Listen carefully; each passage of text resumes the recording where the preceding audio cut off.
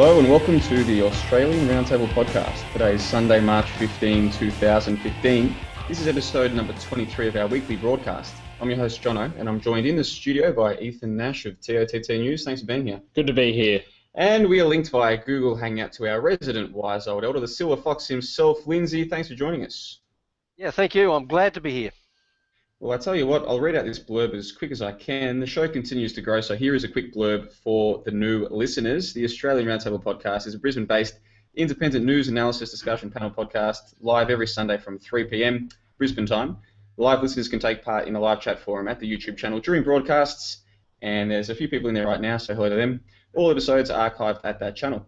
The show features an eclectic panel of presenters who come together each week to discuss recent and topical news and current affairs from Australia and around the world, and provides an alternative perspective to that presented by the corporate media.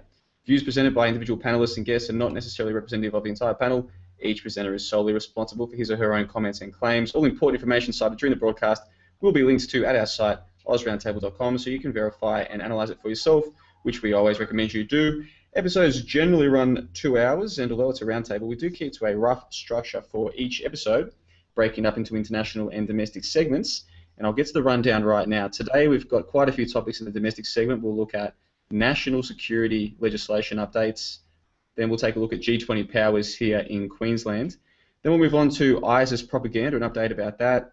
Then we'll get into a topic about judicial oversight, particularly here in Queensland. Then we'll take a look at big pharmaceutical propaganda in the mainstream media here in Australia. Then we'll take a look at vaccines, another update on the topic of vaccines. Then we'll discuss Treasury Joe Hockey's comments about the aged pensions and get into a discussion about that topic for people here in Australia. And then finally, we'll take a look at foreign investment into Australian land. Then we'll get into the international segment where we'll look at Rachel Corrie, an anniversary of her passing. Then we'll take a look at Judaism and free speech here and around the world. And then finally, we'll take a look at limited hangout operations. And I've got a fair bit to say about all of that. But before we get into the news, boys, it's always nice to have a general chat, so I'll start with you there, Ethan. How have you been, my good man? Yep, same old, Jono. Here for another week, and I'm looking forward to a good episode. Oh, fantastic. And Lindsay, we know you've had some issues with your internet service provided during the week, but so far so good. Yeah, so far so good. Let's hope it keeps going. Well, we should say to the listeners, if you do drop in and out during the show, that's because you're relying on an alternate source of internet today, Lindsay, but so far you've been all right, so I think we'll be okay. Now, I know, Lindsay, we were chatting earlier in the day, and you've got some news for us about some issues that our friends at the police here in Queensland were struggling with during the week. Yeah. This is it was almost like a comedy show. This was from a radio news broadcast on Friday the 13th, no less. I mentioned it because it made me crack up in the car. I had to control myself driving. The first bulletin was of traffic congestion because the police headquarters in Roma Street in Brisbane had 3 floors evacuated onto the street. Now, a few hours later, a police officer was on the same radio station relating the story that a council worker had found a box of wires coming out of it. Sorry, a box with wires coming out of it in a park. And he took it to the police headquarters for them to inspect. The senior officer very patiently tried to ask every dill out there that if they find a suspicious item like a box with wires coming out of it, or if it has a ticking sound, or a note attached that states that it's a bomb, please call the police and they will come to the bomb. And please don't bring it to the police station. Some of the humour has been lost in my retelling the story, but I found it very amusing at the time because I was thinking of the performance at the front desk of the Roma Street Police when this bloke showed up. Now that probably says more about me than it does about them, actually. But anyway, it really did amuse me. I'll throw it back to you now. They've only got themselves to blame with all of this be alert but not alarmed. If you see something, say something nonsense. And obviously a good Samaritan who was only trying to do the right thing thought they would take the evidence straight to the police to investigate, Ethan. Yeah. It seems like this is a recurring thing here in Brisbane. A couple of weeks ago, there was a so-called bomb scare within the Commonwealth Bank. Some poor tourist he was a Chinese tourist new to the country, left his port or his suitcase in the Commonwealth Bank accidentally walked out with leaving it at the desks, and the whole Queen Street Mall was shut down because of a supposed terrorist threat. And the poor guy comes back, and then he walks into the Commonwealth Bank and gets arrested and has all these SWAT teams raid him when he's trying to get his bag.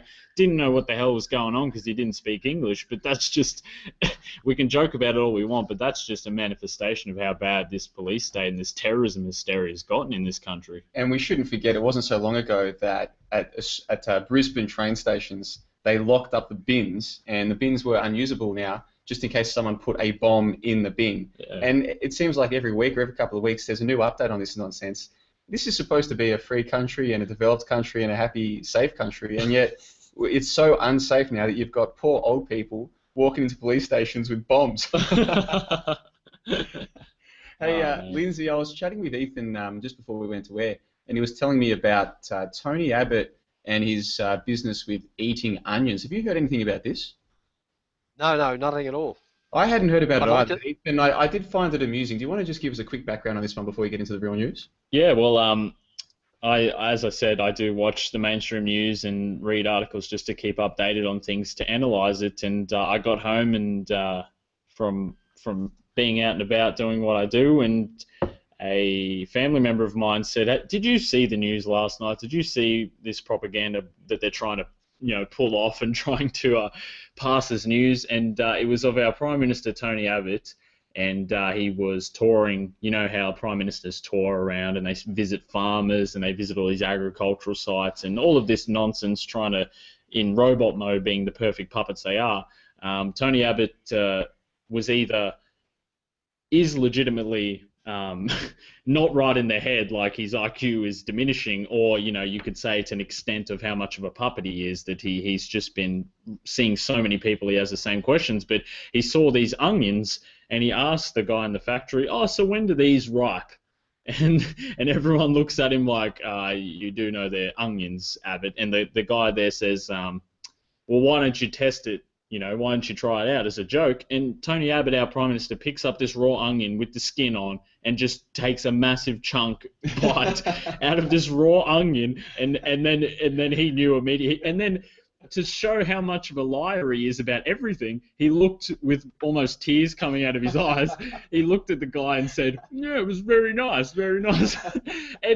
And now we are the ridicule of international media around the world, of social commentary all around the world, because our Prime Minister not only asked if a raw onion, when it's going to be right, he just took a bite out of it without the skin on. I mean, what sort of representation of this is this of this country, John? So we've got old people walking into police stations with what may or may not be bombs.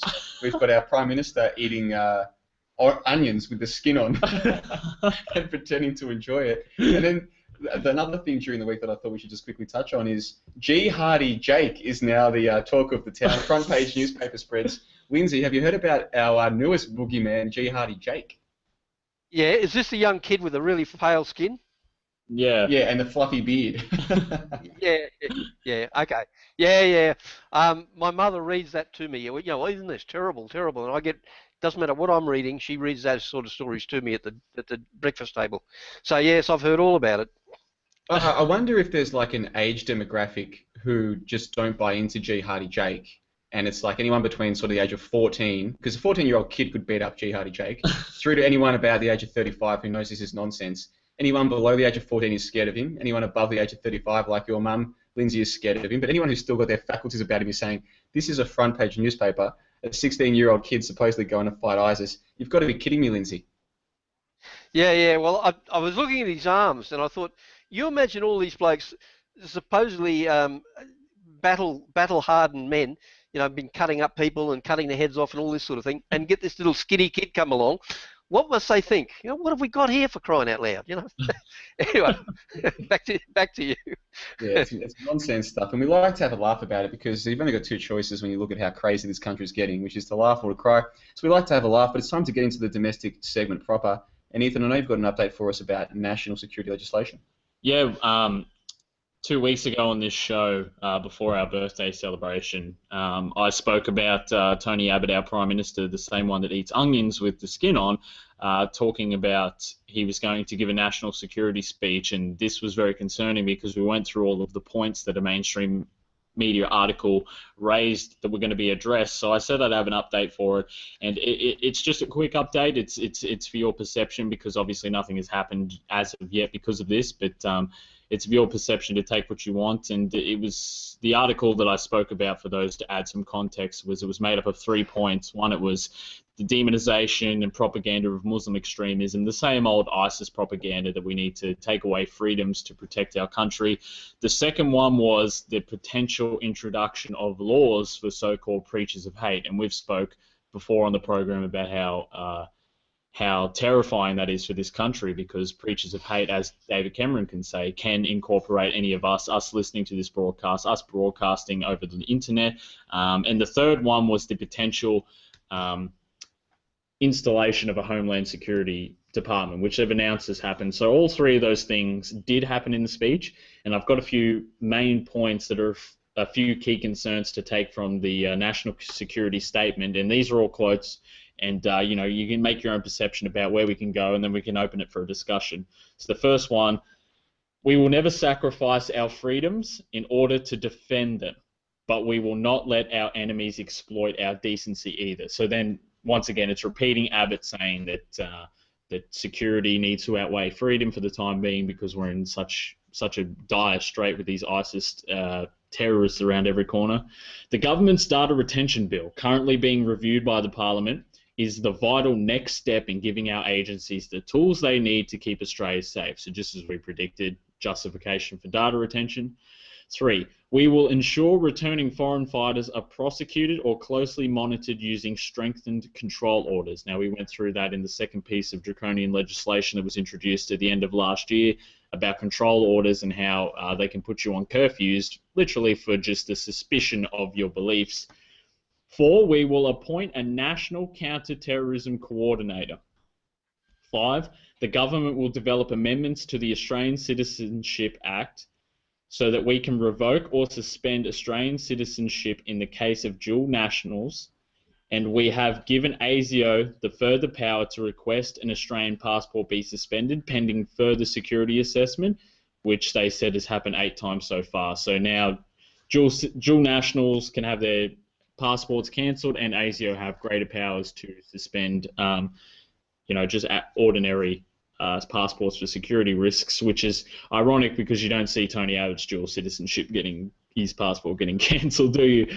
6, for Australian nationals, we are examining suspending some of the privileges for citizenship for individuals involved in terrorism. These include the restricted ability to leave or return from Australia and access to services overseas, as well as welfare payments. And we talked about them using this as a justification for welfare payments, Centrelink, Medicare, all of these different things. And finally, today I can confirm the government will be taking action against hate preachers. This includes enforcing our strengthened terrorism advocacy laws. It includes new programs to challenge terrorist propaganda and to provide alternative online material based on Australian views. So once again, the broadened definition of terrorism, that's the most scariest part, is they're going to use this as a justification to take away our free speech. And those were all quotes from his national security speech. So I encourage people not to take these words lightly, especially in Australia. See through the deceptive meanings constructed, and analyse the real agenda at hand. That is that the construction of a Australian Department of Homeland Security is underway, the continued restriction of free speech through preachers of hate, and increased draconian systems of surveillance and control are on the horizon, Johnno. So a lot of concerns from this speech by Tony Abbott. Yeah, and look, we've spoken about this a number of times on the show, but you can never repeat this too often. We have to look at what's sort of been passed in the last 12 months based on this whole new terrorism boogeyman threat. The first bill, which you touched on, the National Security Legislation Amendment Bill, one warrant covers a whole... This is what is now the law in Australia today. One warrant can cover an entire network. ASIO officers have criminal and civil immunity from prosecution under Special Intelligence Operations. The penalty for disclosing information under SIOs can be up to 10 years in prison. In other words, for all we know, we could be breaking that right now. I mean, they don't have to tell you what an SIO is. Yep. It can just be the law, and you can go to prison for 10 years. And it also gives ASIO tasks and powers to contractors. So contractors can be immune, from what we understand, from civil and criminal prosecution when they're doing work for the bidding of our intelligence agencies. That was the first bill, and that one passed both houses on October 1 of last year. So around about the time that we started this show, actually. The second bill, the Counterterrorism Legislation Amendment, Foreign Fighters Bill, they now can make it an offence to travel to a declared area. They get to decide what a declared area is. It broadened the law from terrorist activity to terrorism, as you touched on. It lowers the thresholds for authorities to be granted control orders and preventative detention orders. And of course, it allowed welfare payments to be cut off for what they perceived as threats. Here are the really good ones. Delayed notification search warrants. So people listening to this show right now live, if you're not at home, well, they might be in plain clothes searching your house right now, and you won't know about it till a warrant turns up to 12 months later. And again, these are all the laws as they exist today. Of course, the second bill also removed the requirement to immediately notify an individual of the cancellation of their passport. So not just cancelling passports for dual nationals, just cancelling passports in general. They don't have to tell you for up to 12 months. So you could be stuck in this country and not even know for up to 12 months until you go to the airport and find out you can't leave. And that's just some of what was passed in these two bills. And they both went ahead. October 1 was when the first bill passed both houses. October 30 was when the second bill passed. These are laws that have already passed, and yet despite all of that, Ethan, we've still got our Prime Minister Tony Abbott talking about making the laws more draconian. Lindsay, you've been hearing us jibber-jabber on for a moment. What are your thoughts about all of this? Well, I was really quite struck.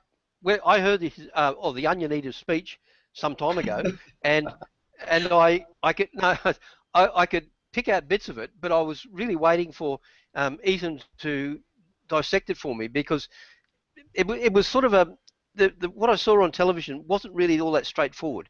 He didn't really release a lot there. Obviously, there was things hidden in what he was saying. So I'm very pleased to hear all this. The only other aside I've got is that wasn't Bog Hawk also a garlic eater or an onion eater or something? It might be something to do with the Rhodes Scholars bloody entrance exam or something, is it? I don't know. No, you're absolutely right, Lindsay. When I watched it too, it took me a few times to actually go through and dissect what he was saying, because just as we touched on the first couple of episodes on this show with David Cameron's speech, it's constructed very very decisively, but also most of it's hidden. You know what I mean? Like, a lot of the real agendas at hand are hidden behind, in the middle of sentences, in the middle of blabbering on about context that doesn't exist, about ISIS threats that don't exist, about how much they supposedly care for this country, and then in between they'll just say, yeah, well, yeah, we're setting up Homeland Security, but that's because, and then jabber on. So it was constructed very elusively, and I'll put a link to the speech and an article that was written by the mainstream media covering the most important points and what you should take from that national security speech. And from here, as Johnno just went through, we've already got some of the most draconian legislation in the world here, but it's going to continue on because it's going to go beyond a level where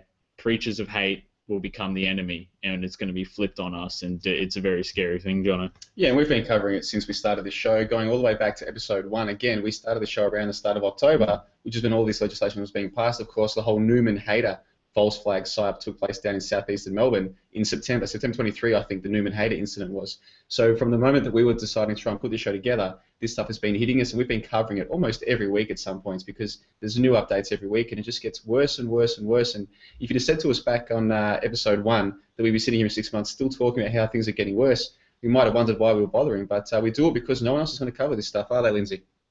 No, I agree. And something came up during the week about the Trans-Pacific Partnership, and I remember you talking about that way back then, and virtually nobody else is touching it. There are so many of these things going on that nobody will touch, and it is a worry when it comes back to you and me. It's almost like this heavy weight on us to try and get some of this out. Yeah, well, we do our best, and we provide all the links at AusRoundtable.com. So again, if you want to get further information, just visit the website, follow the links, and do your own research. Because in fact, when we were recording our episode last week with the Aussie Beach TV crew with us, Ethan, there was a number of young people helping out the Aussie Beach crew. There was like 7 people here in the lounge room, and they were recording us as we went to air. And I noticed that some of the girls who were there as the supporting group, like the lighting, what have you, for the show, they were listening to what we were saying about some of the laws that had been passed, and they couldn't believe it. they were hearing it from us probably for the first time, and yet these were young media students who probably study the media, have to read the newspaper as part of their assignments, and yet the first time that they'd heard about the details of these laws was when they heard it from us, which gives you some idea of how scarce the coverage has been in the mainstream media. But we do have to press on, boys. We'll get to the second topic for domestic, and it's ties straight into what we were just talking about. And this is to do, Ethan, with laws for Queensland specifically regarding the G20. Yeah, thanks, Jono. As you said, this does lead on very well. So as most of our regular listeners are aware, the Australian Roundtable crew were at the recent G20 summit here in Brisbane during the month of November to cover numerous aspects of the week, including, the People's Summit and the Leaders' March. And for those that aren't familiar with the work we did, if you go through the archive of our broadcasts on our channel, you will be able to find 3 G20 specials we did on the Friday, the Saturday, and the Sunday, speaking about all the aspects of the events and our experiences and what we gathered from the event and some of our links to our coverage that we did. And Jono, as you can attest, it was a very interesting few days. But now before those shows went to air, before the G20 summit happened, we spoke about the draconian laws under the G20 Safety and Security Bill 2013 that were introduced here. And we predicted at the end of the G20 summit that these laws aren't just here for the G20. They're going to stick around and they're going to be used in future events. We predicted that here on the show, and now this is what's going to happen. So here's an article from the Brisbane Times entitled "Queensland's Crime and Corruption Commission to Review G20 Laws." Quote, Queensland's Crime and Corruption Commission has launched a review into G20 legislation that was introduced in the lead-up to the summit held in Brisbane last November. The summit was widely considered to be a success due to the lack of civil disturbance that had been seen at previous summits. But the legislation surrounding the event gave police unprecedented powers, such as the ability to exclude or detain people within G20 zones without the usual requirements of reasonable suspicion. The G20 Safety and Security Act, or the G20 Act, is now being reviewed to determine its effectiveness for the 2014 events and what lessons can be drawn to assist in providing security to future events in Queensland, the CCC said in a statement. The CCC's report was due to be handed to Police Commissioner Ian Stewart or his successor by late August 2015, so that's when it will come out. The Queensland Police can use this research to prepare its report to the Minister for Police, Fire and Emergency Services and the Minister for Corrective Services by at least October. The review will examine how G20 powers were used in practice and, looking ahead, examine what legislative framework would best provide safety and security in any similar future events in Queensland, end quote. So I think the people for listening to me ramble on about that, but this is very important because for those who don't have a context of how draconian these laws are, I'll just go through some dot points to refresh your memory. Now, they had police search and questioning powers. We had two zones. We had a restricted zone and we had another zone where you were allowed to walk, but under these zones you were under these G20 laws. The police had the power to search any person in the declared area. That was the outed area. Any person attempting to enter, about to enter, or attempting to leave the declared area. And the searches included, but not limited to, using X-ray scans, electronic scanning, or walk-through detectors of any person's belongings, including a bag or mobile phone, requiring the removal out of clothing, such as headwear, jackets, or footwear. And the most invasive searches were if a person was in possession of a prohibited item with a lawful excuse, and if a person was prohibited or excluded. So what these draconian measures were, under Clause 20, 21, and 23, this included a search of all clothes worn by a person, including a strip search on the spot of a person and or medical x-ray of the person. They also had the power to ask a person in a declared area for their name, address, date of birth, to produce ID, and why they are in the declared area. And if you obeyed any of these laws, you could be arrested and detained without bail. And then it goes on and on. I won't ramble on too much, but we were banned from having knives, glass bottles and jars, eggs, graffiti instruments, wigs, even such things as reptiles. You weren't allowed to bring turtles into the security zone. But you see what path this is taking. It's taking a path where this worked effectively. The G20 was not a success because we were peaceful. We were going to be peaceful all along.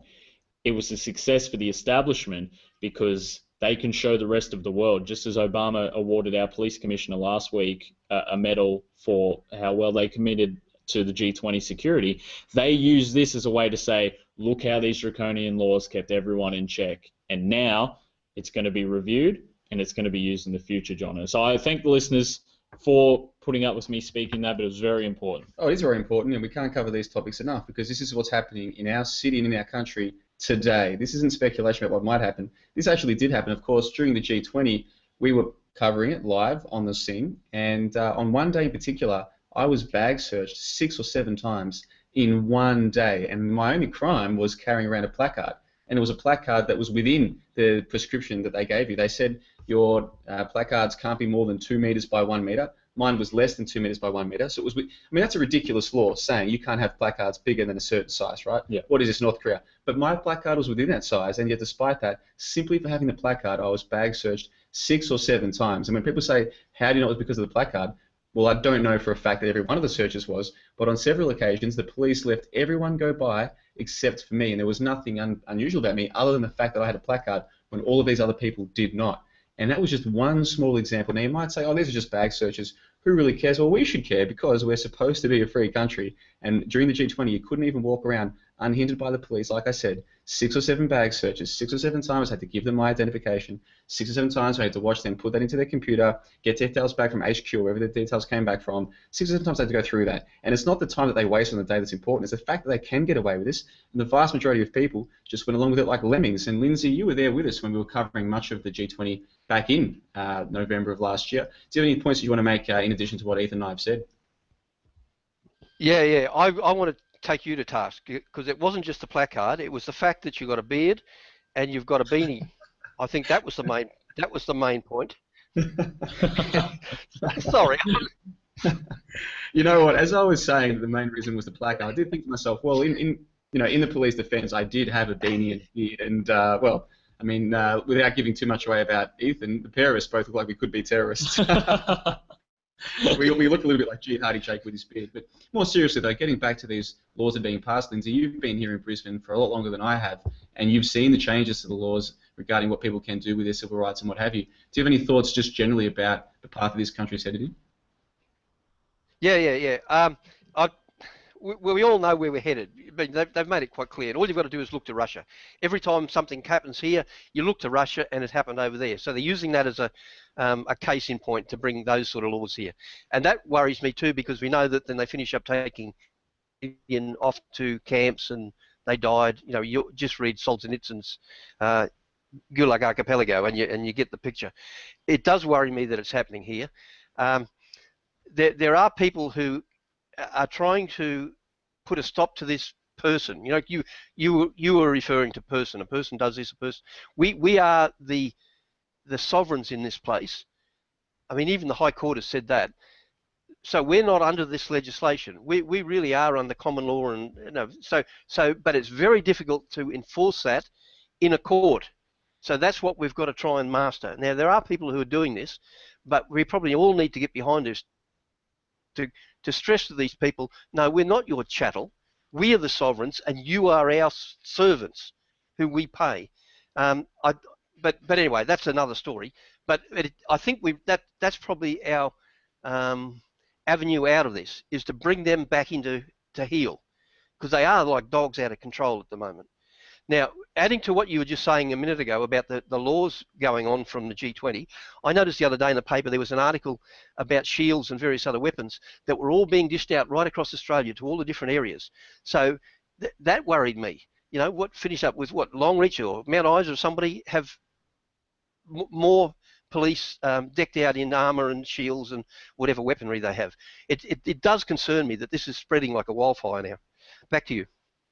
Yeah, you're right, Lindsay, and you made some fantastic points there, and it does set a dangerous precedent, because what's next? Where is this going? Are we going to reach a point where we have to walk down the street and this will be law, not just under certain events, but law in general, where we can be strip searched on the spot, and if we refuse, we can be arrested without bail? I mean, we've spoke numerous times about the militarization of police and how the draconian system is just increasing all around us every day, that this Orwellian nightmare is so sophisticated and it's only getting worse and worse incrementally over time. But I did speak to someone from the Caxton Legal Centre here in Brisbane during the G20 about this, and you're right, Lindsay. It's hard because how do you contest these laws in a court which is owned by the same agendas, the same corporate influences, the same corporation? It's not a court of the people. We are the sovereign people here, and we don't have to be. If an unjust law comes in, we don't have to abide by an unjust law because they are representatives of the people. They have to do what's in the interest of the people. We're the sovereign people, the sovereigns of this nation, and these draconian laws don't benefit us. But that's again the point, and they're using this confusion and they're using this corporate masquerade of what they call the legal system to shelter their true agenda, and their true agenda, as we've just discussed, is to continue these laws on and on and on, Johnno. Yeah, and I think that makes a nice little segue into our third topic for the domestic segment, which is to discuss the latest ISIS propaganda. So I'm going to read out an article here from The Age entitled Islamic State's Mock Executions, Why the Victims in the Beheading Videos Look So Calm. This is from March 12 from The Age down in Melbourne. Quote, for all their stage-managed professionalism, the videos of killings released by the Islamic State have often left viewers confused about the exact circumstances of what was being shown in the video. Their videos of beheadings, for instance, do not show the act itself, which initially led some people to speculate that they may have been faked. More unnervingly, there was also the calm with which many hostages spoke to the camera. Why would hostages comply with the IS propaganda if they knew that it would result in their death? Some even suggested that perhaps the hostages had struck a deal with their captors for a more humane death. According to a Sky News interview with an Islamic State defector, that wasn't the case. Instead, he explained that the hostages were calm because they had been in this situation before. They did not know they were about to die. The former Islamic State member, referred to as Salih, told the British television company that the extremist group would put the hostages through mock executions.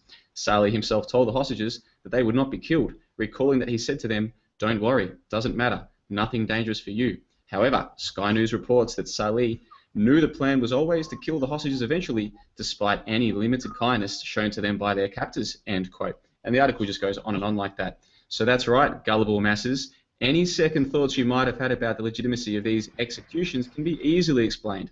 If you thought it was ridiculous that a man about to be beheaded could speak as calmly as these hostages do, like a B-grade actor on the set of Home and Away, not just once but in seemingly every ISIS execution video, we have a very believable reason for you. They didn't know they were going to die. See? It all makes sense now. So go back to eating your heavily salted GMO snacks while we assist you to partake in your 2 minutes of hatred against these evil Muslims. And Ethan, that's exactly what's going on here. These laws are being passed largely because of the apathy of the masses, but also because some of the masses do believe there's this big boogeyman threat, and they believe that because of this propaganda that gets printed in the mainstream media. And even when people say, hold on, I don't believe this propaganda, I don't believe these beheading videos, they seem a little bit suspect, they then come out with new extra propaganda to say, oh, well, any thoughts that you had that this might be fake, we've got perfectly legitimate explanations. What say you? And yeah, I completely agree. And we've spoken other episodes how they contradict themselves. On one hand, experts come into mainstream media articles and saying these beheadings are fake, and at the same time you need to be afraid of Jihadi John and all of these terrorist, so-called terrorist ISIS beheadings. And then they pile on, well, no, they were beheaded off screen. They didn't know they were going to die, that's why they're so calm. All of these rubbish excuses that any person would look at and say, this story doesn't add up at all. You know, anyone like yourself, Johnno, who said, they lied to me about weapons of mass destruction in Iraq. Why am I believing this video in front of a green screen that experts say is fake? Just take their word that they did it off camera. We don't see any footage of it. We don't have any evidence that any of these sensationalist media articles are legitimate, but just take the word from it. And it's scary to think of the mind state and the entrapment that these people have at home, that they've been programmed to actually sit there and believe that. That's a very deep thing to come to terms with, that people sit there and they actually are afraid. Like we speak about on air on numerous occasions how they induce fear into people, but we're not on that side. We haven't understood for a long time about the fear that it induces, and there are people out there that are legitimately scared by this. Well, you have to think about it. Take the Jihadi Jake story, for instance. Even if it were real that some 16-year-old teenager from Australia went to fight with ISIS alongside them in their attempts to, and let's pretend that ISIS was real and they were trying to install a caliphate in the Middle East. Let's suppose that all of that was real. Why would that be news? I mean, think about it. Even if it were real, why would that be one of the most important things that a person should hear when they're sitting at 6 p.m. to hear the latest news that affects them? It doesn't affect them in any way. So why, even if it were real, why would it be news? And in the moment you look at it, you realize it's completely fake. And Lindsay, I know that you have some problems with your mum sometimes because she believes all of this nonsense. And the truth of the matter is that even though there are people like us who can see that this isn't just nonsense, this is ridiculous nonsense, there are sadly people out there who believe this, Lindsay. Yeah, and very many of them. And that's what worries me. Every now and again I break a subject like this with a stranger and you get this sort of glassy-eyed comes over them and you think, no, it's no good talking to you because they just turn off. So obviously the media get to them, and you've spoken about it before about Bernays and these people. They did all these experiments in World War I of shock and awe and how it made people just stop thinking, and they're continuing through. They've got it down to a fine art, and they know what they're doing, and they're very successful at it.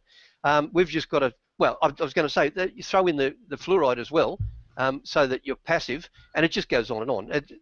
You've got to have somebody like us who can withdraw a little bit from it, and every now and again I find myself getting sucked into something and thinking, oh, wake up to yourself, because you can get sucked in quite easily. I think it's important that not just the three of us or four of us or how many, but other people in Australia start up so that there are multiple people in Australia on programs like this talking about these things so that the general population have an alternative to go to where they don't get the brainwash. Okay, back to you. Yeah, you know, in the live chat, Robo Spirit says that G. Hardy Jake is the baddest Australian outlaw since Ned Kelly, I would say. And isn't it interesting, Lindsay? We never really hear much about Ned Kelly anymore because some would argue that his enemies were just the governments who were trying to take money from him, whereas the new boogeymen in town are the ones who are supposedly trying to kill us from the other side of the planet. And while we're talking about the live chat, well, I should say we are still checking it regularly. All the big names are in there, Ethan. You've got Giggity Goop, Watcher 1421, Sci Obstacles, Event Skeptic, Knowledge Driven, Planetary Mirror, Dolores Flores, they're all in there. But you know who is also in the live chat? The biggest name in the Event Skeptic YouTube community, the prodigal son, Rorschach himself, is in the live chat. We are blessed to have his presence. And I should point out, I'll talk more about this later, we do, of course, have Sunday Sessions with John LeBon coming up later tonight, and maybe we can get Rorschach, the great star, on the show. He might be too busy for us, but we'll put the feelers out there. But Lindsay, we want to move on from this topic of terror and propaganda, but before we do you have any final thoughts before we move on? No, I think I've said everything I want to say. I've got to learn my lesson with you, Lindsay. Ethan, we've spent the first 40 minutes or so of the show talking about this nonsense. We do have to move on, but any final thoughts for this episode about this terrorism, draconian law nonsense? Well, we spoke from the very first episode, Johnno. We spoke about the three tranches of legislation, ISIS propaganda, and you raised a very good point in the previous segment that if you would have told me we'd be sitting here 6, 7, 8 months later still talking the same, BS about all of these things, and it's getting worse and worse, from a ginger jihadi to Jihadi Jake that looks like Martin Bryant. It's just, oh man, it's baffling to see how just how controlled and passive the people still remain even after all this time, and it just reinforces how important shows like this are and how important it is to build a community, Johnno. So that's my final thoughts, is we need to keep at it because the deception is keeping on coming. Yeah, can I say it is obviously concerning when you see people falling for this ISIS nonsense, but I do think that at the same time there is a vocal minority who's getting bigger, who are seeing through this nonsense. And I think there's almost like an inverse relationship. The more propaganda you see on the TV, the more that tells you about the people who aren't believing it. So the fact that there is so much of this propaganda actually gives me hope. And I do speak to people, and sure, a lot believe this stuff, but a lot don't. And I think the more people doing shows like ours and the other shows that are out there talking about this, the better. But we do have to move on because time is of the essence. And the fourth topic today, Lindsay, is to do with judicial oversight here in Queensland. So I'll throw that one to you. Yeah, thank you for that. There were only 2 stories from the Courier Mail, Brisbane's daily Murdoch newspaper this past week, which I felt were worth comment, and this is one of them. The first was a letter to the editor by the Honourable Justice Stephen, and I'm not sure, it's spelled R-A-R-E-S, and I'm not sure how you pronounce that. I'll call it Rares. And he's president of the Judicial Conference of Australia. Now, this letter was on the 11th of March 2015. I won't read this quite long letter in reply to the Courier Mail editorial entitled Judicial Transparency Vital for Open Justice. So the editorial had come out, and then this man was replying to the editorial. And Rare's main points were, it is legitimate to enter a debate about whether Queensland ought to legislate for a formal process to investigate complaints against judicial officers. However, and this is quoting from his letter, however, it was wrong to attack the integrity and professionalism of the entire Queensland judiciary. Quote, every decision of every judicial officer is given in public with the judges or magistrates' reasons. Better reporting of the reasons for sentencing would be a good start to the public understanding how the court came to these results. Now, I scratched together some, like a reply to this man. I haven't sent it off because I've only just done it. I finished last night. But I'll read this to you because there are some points in here that come from personal experience. Now, this is me speaking, no longer a quote. Perhaps the Honourable Justice Stephen Rares can explain a few experiences in Queensland which are contrary to the explanation in his letter to the editor. If there have been 12 judges presiding over 2 specific court claims which have, according to Standard & Poor's QSIP Securities Tracking System report, been traded to hedge funds in New York, why is it wrong to attack the integrity of the entire Queensland judiciary? In addition, a security for $927 million US registered with the Registrar of Securities in Washington, D.C. and entered into these court cases as evidence, has subsequently been converted and traded to hedge funds in New York. If there was any truth to this QSIP search report, surely Supreme Court justices have enough street smarts to know what is going on under their collective nose. If they are not part of it, then surely they should have done something about it. Unless, of course, the maxim about not having a stake in the case one is judging does not apply in Queensland. Now, it may be true that every case is heard in public. Every decision of every judicial officer is given in public with the judges and magistrates' reasons. But what has he to say about a Supreme Court judge who then changes that order twice in private after the public decision and refuses to give a written copy of the final order? Next, what does he say about those same judges ignoring complaints given to them in open court of lawyers perverting the course of justice by deliberately misrepresenting evidence identification, refusing discovery, or holding themselves out as representing the Commonwealth to gain access to privileged information when they are in fact represented the opposition party in the case? This is a slightly separate thing now, but I'm interested in an answer to this. Do judges get a kickback personally or to their superannuation funds, as reportedly happens in some states of the US, on court claims traded, fines paid, and on prisoner bid performance and payment bonds? If the Fraud Squad and the CMC, the Crime and Misconduct Commission, will not touch these matters, what other recourse do ordinary people have in Queensland at present? Is it true that a significant number of politicians in positions of power from both sides of politics are lawyers and may see any constraints they place on a judge coming back to bite them in the future in their professional life after politics, like when they're back in the court system, for instance? And finally, has this man or any other judge he represents heard of the Peasants' Revolt of 1381 and the vengeance wrought upon lawyers when the people felt they were the constant victims of injustice and fraud? Now, that's the end of my piece. I'll hand that back to you.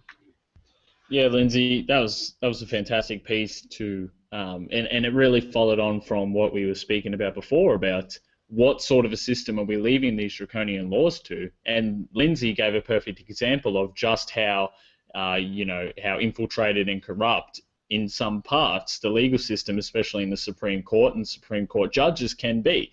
Whereas a lot of things are off the book. I don't have the information in front of me, but from personal experience and personal research, you can see that a lot of things are off the book. A lot of things are done behind closed doors. There's certain agendas to follow. There's private prison court systems that the prison military industrial complex has to serve for quotas, and it seems like we just can't win through the courts because of just what Lindsay said. And he raised some fantastic questions there about just looking in a whole perspective at the system in general and how we can combat that. And I just think it keeps getting worse and worse every day, because not only do we have to face these draconian laws and this system, not even at the highest level of this Orwellian system, just at the very basics such as fines, taxes, all of these measures. It seems that how are we going to overcome that when A, the court systems don't represent us, and B, the people in those courtrooms are compromised on the majority of levels. Yeah, and the point that I make to people is if the education system actually existed to serve the people, how come people can go through 13 years of education and not understand the first thing about the legal system? How come they can go through 13 years of education system and not understand how they defend themselves if they try? What happens when they defend themselves rather than getting an attorney or getting legal aid provided to them? Why do the vast majority of people not know the first thing about legal aid until they actually need to use it when it's probably too late already? Why do people go through so many years of school and come out knowing almost nothing about the system that's meant to be there to keep things just and equitable? And Lindsay, I know that you've had some experience dealing with the police here in Queensland, and you've seen what's been happening in this state for a lot longer than we have. Some people have tried to argue that there's no judiciary more corrupt in Australia than the Queensland one. Would you agree with that? I don't know, because I've not had an experience with any other judiciary. I can only go on points that I've witnessed. I had a friend who had cases before the Supreme Court, and I assisted him, and I saw him in action, and I saw what was happening to him, and he really got screwed over. Now, I can't say it was the judges, that's the point I'm trying to make, but it seems very suspicious that his court claims were traded into a hedge fund in New York. Yeah, it does seem very suspicious. Well, we should spend more time in this show talking about some of the inconsistencies with the Queensland judiciary, because when you find out some of the things that people have gotten away with because their father was a judge or because their great-grandfather was in the legal fraternity, whatever, it's staggering. And of course, it does occasionally get some mainstream play, but maybe one article when it goes to court and someone gets let off from doing something that no one else will get let off for, and then it's just swept under the rug. And that's where the mainstream media is so effective, is they can tell you the truth about something, but if they only tell you once, nothing happens as a result, because every day they're beating these other drums like the ones we were talking about earlier to do with ISIS propaganda. Now, Lindsay, this is your segment, so I want to give you the final word. We do have to press on because time is of the essence. Any final thoughts about the Queensland judiciary before we move on? Not really. The only thing is that I will send a letter. I'm hoping to get to the Attorney General with these same questions. Whether I get anything back from him or not, I don't know. But I will try and proceed with this into the future. No problem. Well, it's time to move on to the fifth segment of our domestic segment today, and that's another one of yours, Lindsay. I know that you saw some stuff about big pharmaceuticals in the Courier Mail recently. Yes, indeed. It was the second story from the Courier Mail this week that interests me, and it was by Terry Sweetman. He's one of their journalists, and it was called "Only Natural." That was the quote. This was the usual fare of the Courier Mail of alternative remedies are bad, big pharma is good. They flog this all the time. It is just an extension of the Courier Mail's usual pro-fluoride, pro-vaccination stance as well.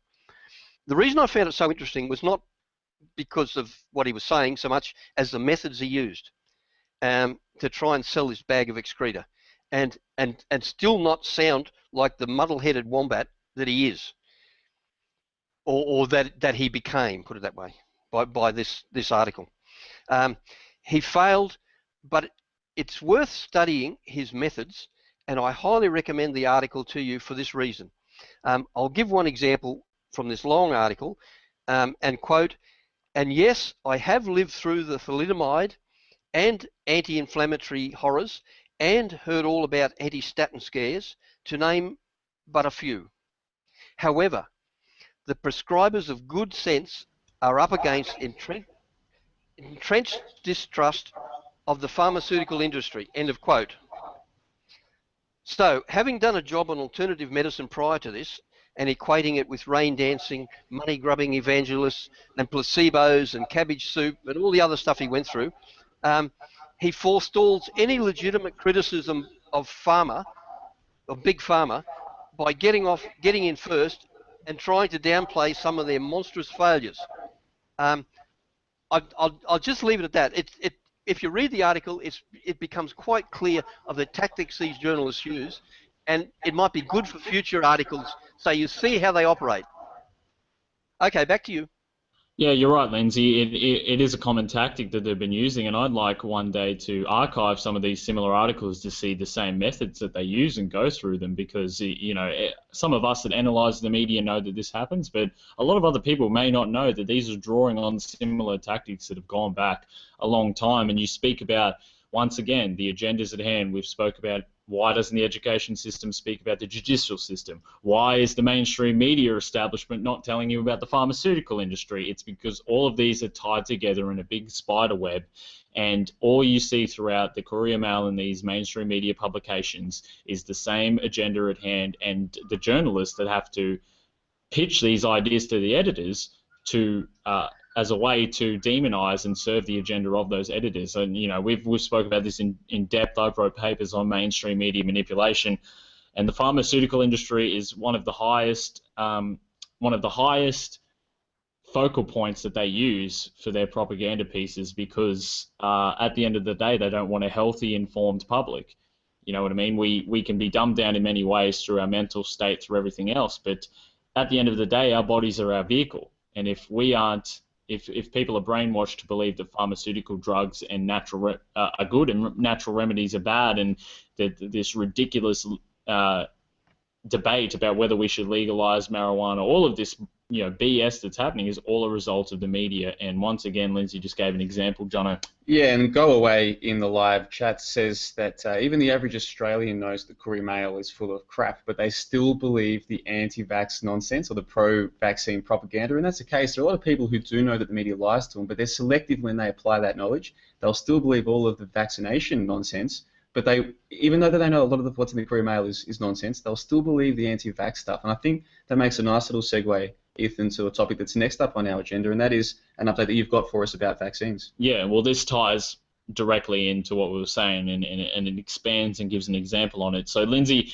it seems like you were right, mate. The mainstream media must listen to this show and any topic we address here on air, because it seems such discussion points are becoming a threat to the establishment, and they, as a result, continuously use this as a warning to excel their draconian agenda before it's exposed by places like us. We've seen it on previous episodes. Every time we start talking about a topic, they go, whoa, look out, they're getting their voice out about this. We need to excel this. But in reality, once again, vaccines are in the news again for the third week in a row, I believe. And this time it's a follow-up to a precedent New South Wales set previously, and that is vaccinated children and childcare centres. Now, before I give the context on what that means, I believe this article title says it all.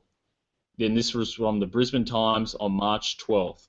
Unvaccinated children could be rejected by childcare centres under planned law. Quote, Queensland childcare centres could soon have the power to reject children if they have not been vaccinated. Health Minister Cameron Dick, and a supporter of vaccination, said he would introduce legislation by the end of the year which would give the state's childcare operators the choice to turn down the enrolment of a child if they are not fully vaccinated. Mr. Dick said vaccination was a, quote, critically important public health strategy for adults and children, end quote. Labor will honour its election commitment to introduce legislation that empowers childcare services to make decisions on whether to enrol children based on the vaccination status of those children, he said.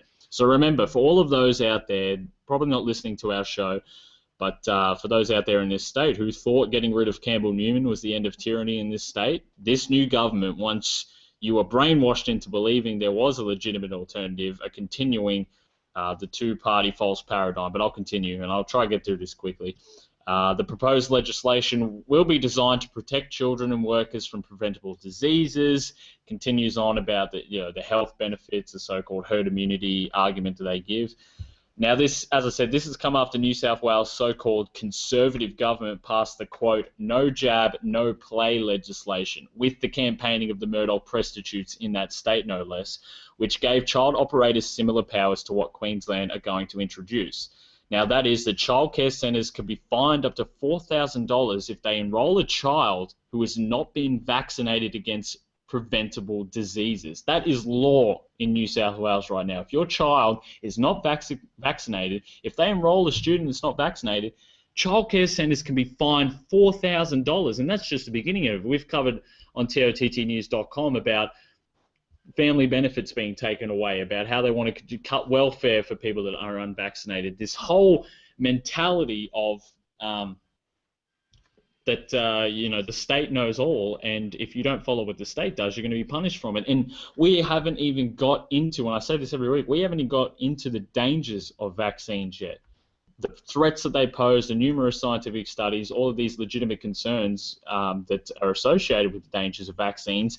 But still, just reading these mainstream media articles should be enough to make people think this is going down a dangerous path, because this is eliminating free speech. If you can't decide what to do with your own child, make a conscious decision on your part and be held accountable for your decisions. If you have to be told by the state this is how it's going to be, or your child's not going to come to be able to go to childcare centres, you're going to lose family tax benefits. That's an unbelievable precedent that it sets, and I'll throw that one over to you, Johnno, because this is scary that now it's coming to Queensland. Yeah, and we've been wanting to do some big feature pieces on vaccination for a while now, and I've said for a long time I don't pretend to be an expert on vaccinations. The way that I see this, though, is the moment they tell you that they can force you to take these vaccinations or force your children to take them, and it doesn't matter whether these things are good or bad, there's a bigger issue here, and that is the rights that you have to your own body, the rights that you have to your children's bodies. And I saw some interesting polling released by Reuters just recently. It was published in the Huffington Post via Reuters, and it was from a poll that Reuters had done in America, supposedly showing that a majority of people thought it was okay to force vaccinations. That's how it was reported. So I went to the Reuters website to see if I could find the actual polling, the results of the actual polling themselves, to see what questions were being asked, and sure enough, it wasn't there. If you click the report PDF, it wasn't there. Now, I'm not saying that it didn't exist, and I'm not saying this was even an intentional thing to take that away, but when you try and look into these things further, what do people really believe? Sure enough, you're blocked at the first turn, and Lindsay, we'll throw over to you over there. We've discussed before the fact that you, as a parent, have had to go through the issue of vaccinations in the past. Based on what Ethan's updated us with today, what are your thoughts?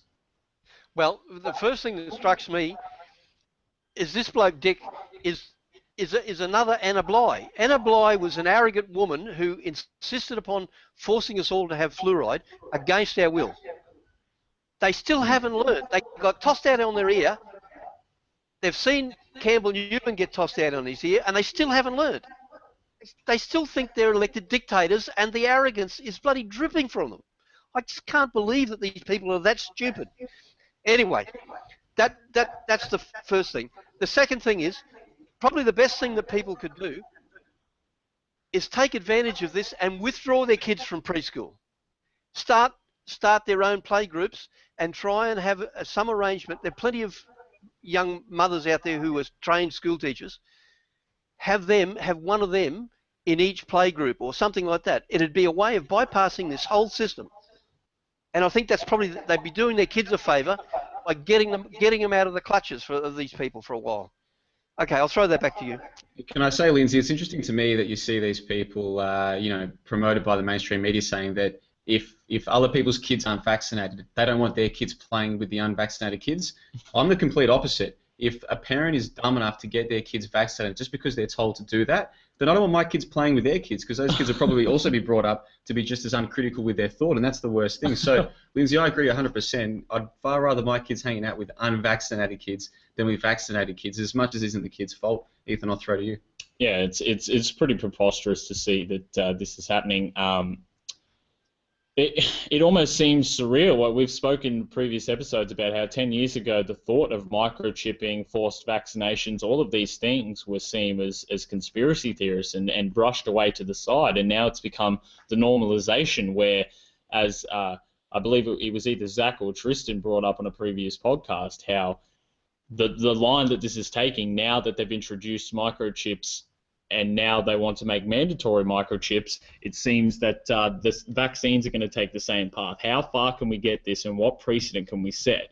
And what they want to set is, A, we can tell you what to do with your own child, and B, vaccines at the moment, we are taking everything away from you so that you don't get it. Now, that's going to follow on to forced vaccinations, to forced agendas, and that's a scary thought. And Lindsay made an excellent point about these governments, how they just feel like they're elected dictators in this state. And no, the people like us, our listeners at home in Australia and abroad, we're not going to stand for this all over the world. It's not going to happen. Yeah, and in the live chat, Blinky Cat says, do we know that Monash University, which is down in Victoria, and Sharing colluded in experimenting on little kids? I hadn't heard that one, Blinky Cat, so I'll look into that during the week. And I suspect, Ethan, that over the next few weeks, we'll probably have at least one thing to do with vaccinations every week, because while the mainstream media, or the corporate media's propaganda is ramping up, it's important that those of us who consider ourselves in the genuine alternative media do our best to counteract that. So we'll just keep bringing up these questions, bringing up these issues, and where we can find them, bringing up the facts. Like I tried to search on the Reuters website today, and I couldn't find the facts, and I went to search them. We'll keep doing our best to balance it, because it's important that the other side is out there, and that was the big issue with Dr. Sherry Tenpenny and the attempts to stop her from coming to the country a couple of months ago.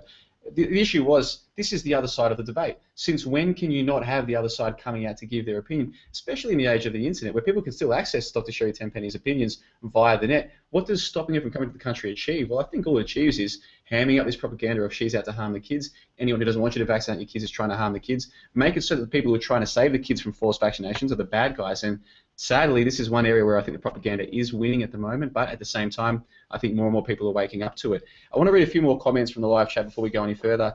Justice for Germans says that there is an article in the Daily Mail asking if ISIS is a creation of the West, and he says that there's more upvotes than downvotes, and he says this is a sign that we're winning, and I agree. It's fascinating, especially some of those British online newspapers. When you check, oftentimes the comment sections are completely on our side, and I do wonder sometimes if we give the mainstream media too much credit, and if maybe their propaganda isn't working as successfully as it seems, because when you do check the comment sections, oftentimes the correct, what we would call the correct side of the debate, or the open-minded side of the debate, is winning, whether it's to do with ISIS or vaccines.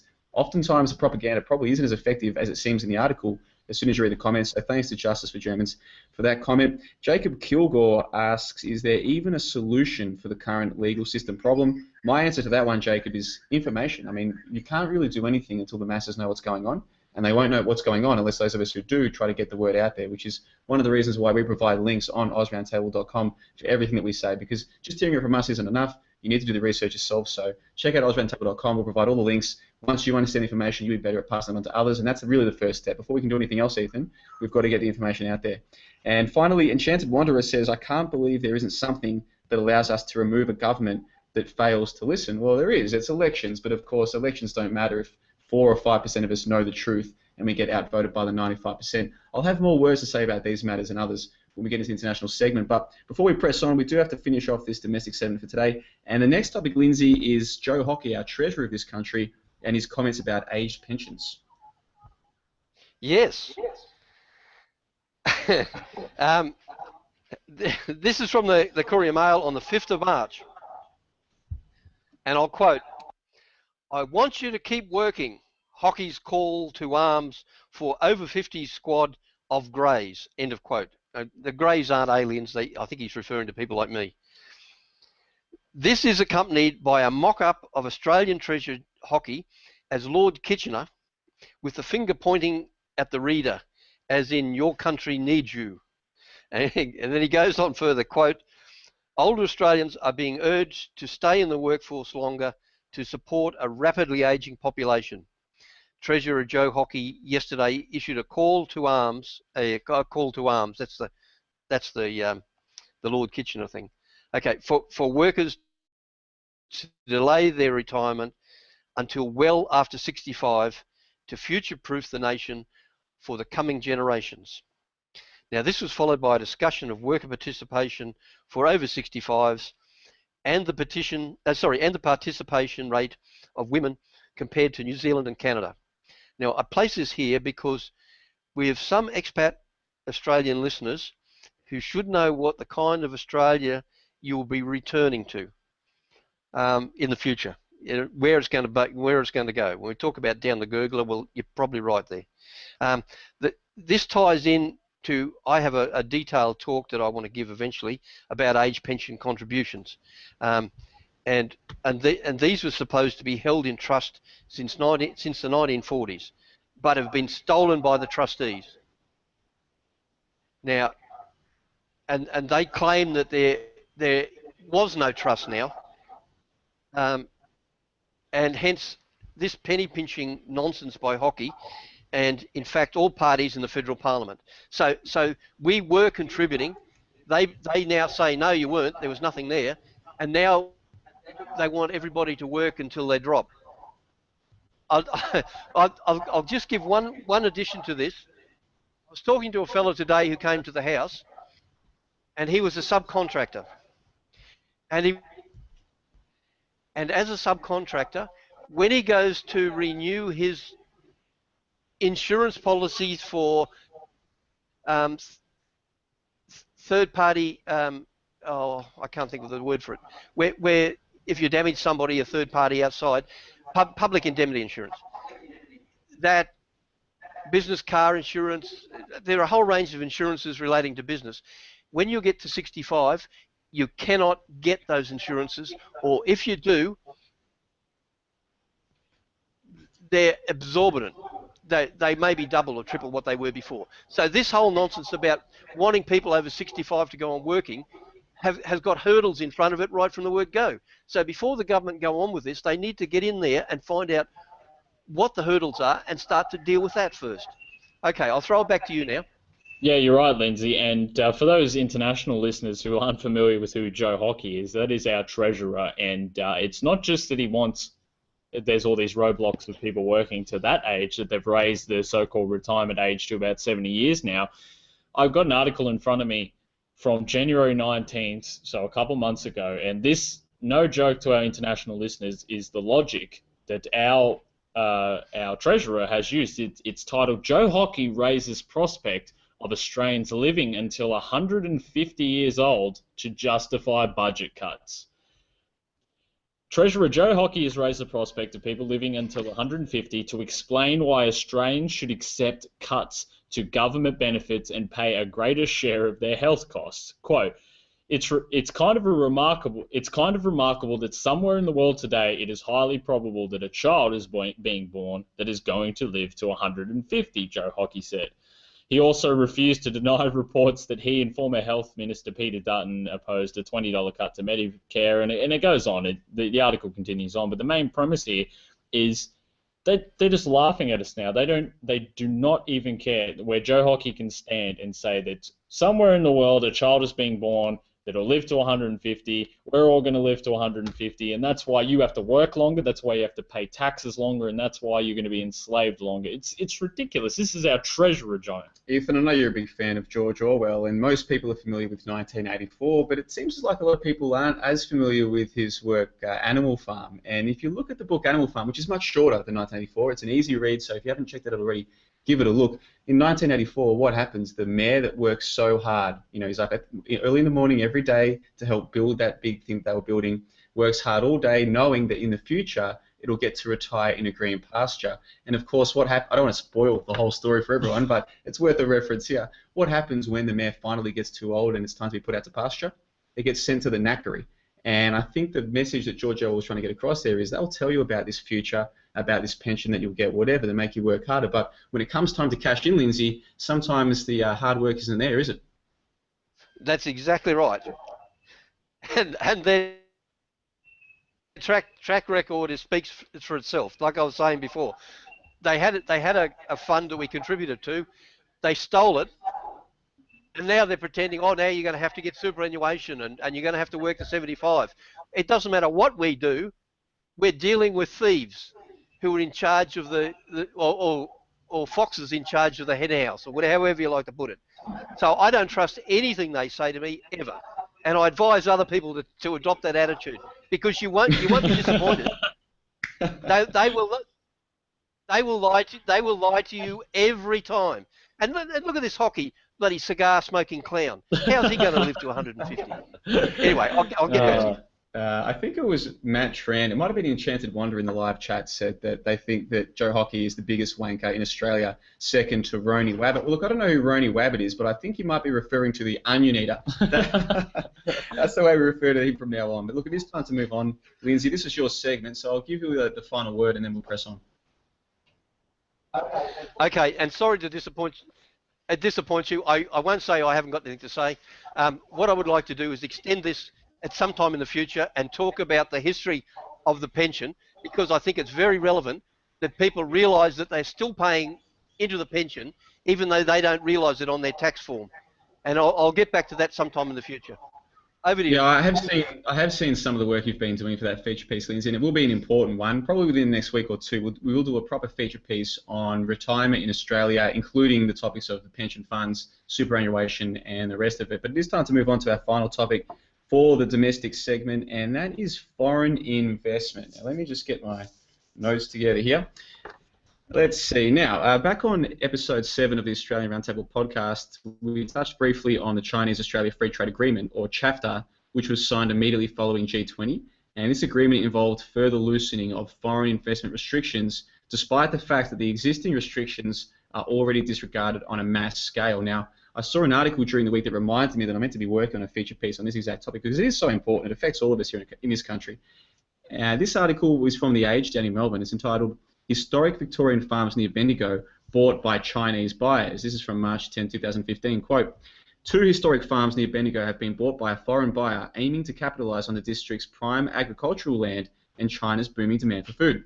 The stunning properties, about 2,200 hectares combined, are in the Sutton Grange Valley, about 30 kilometres south of Bendigo and about 75 minutes drive from Melbourne's CBD. The adjoining livestock properties, known as Island Donan and Bredel Barn, have been bought by the Lee family from China. Island Donan had been on the market for about 4 years before the sale. Island Donan covers about 1,460 hectares and had been in the McRae family for more than 130 years. The McRaes also owned neighbouring Bredel Barn until 1984. Sales prices for the 2 properties have not been disclosed, but based on local land values, the combined cost is likely to have exceeded $10 million. 5 generations of the McRae family have lived and worked on the land after Alexander McRae bought about 3,000 hectares called Bredel Estate in 1882 at an auction held at the Castlemaine Mechanics Institute. A statement released on behalf of the Lee family said Island Donan and Bredel have both been sold to the Lee family from China, who are private enterprise beef cattle entrepreneurs, end quote.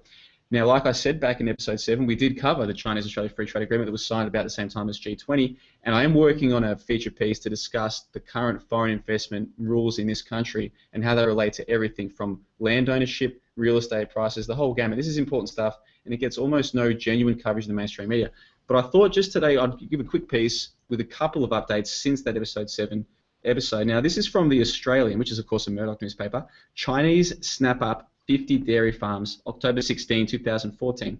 I'll read that title again. Chinese snap up 50 dairy farms. Quote, Chinese investment is flooding into Australia's dairy industry with 4 multi-million-dollar mega deals in progress that are likely to see Chinese state-owned companies taking big stakes in all Australia's largest dairy farming operations.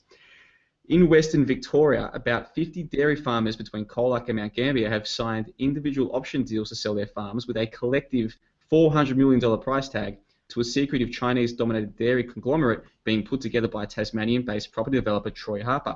The 50 farms together run 90,000 cows, producing 500 million litres of milk a year, about 1/12 of Victoria's total milk supply.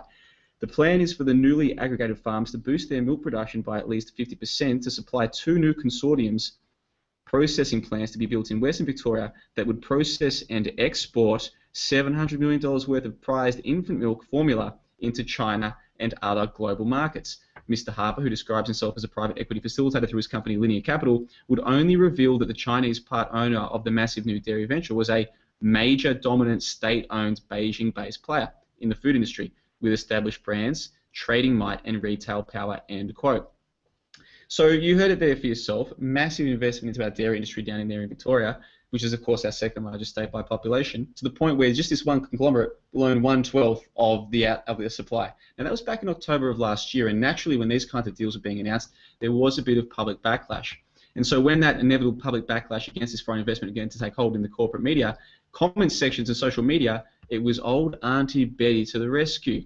Now remember that G20 wrapped up on November 16 and the chapter deal was announced on November 17. This article is from the Australian Broadcasting Corporation, Arnie Betty. This is from November 24, 2014, so 1 week later. And it's entitled, "Don't Worry, Australia was built on foreign investment."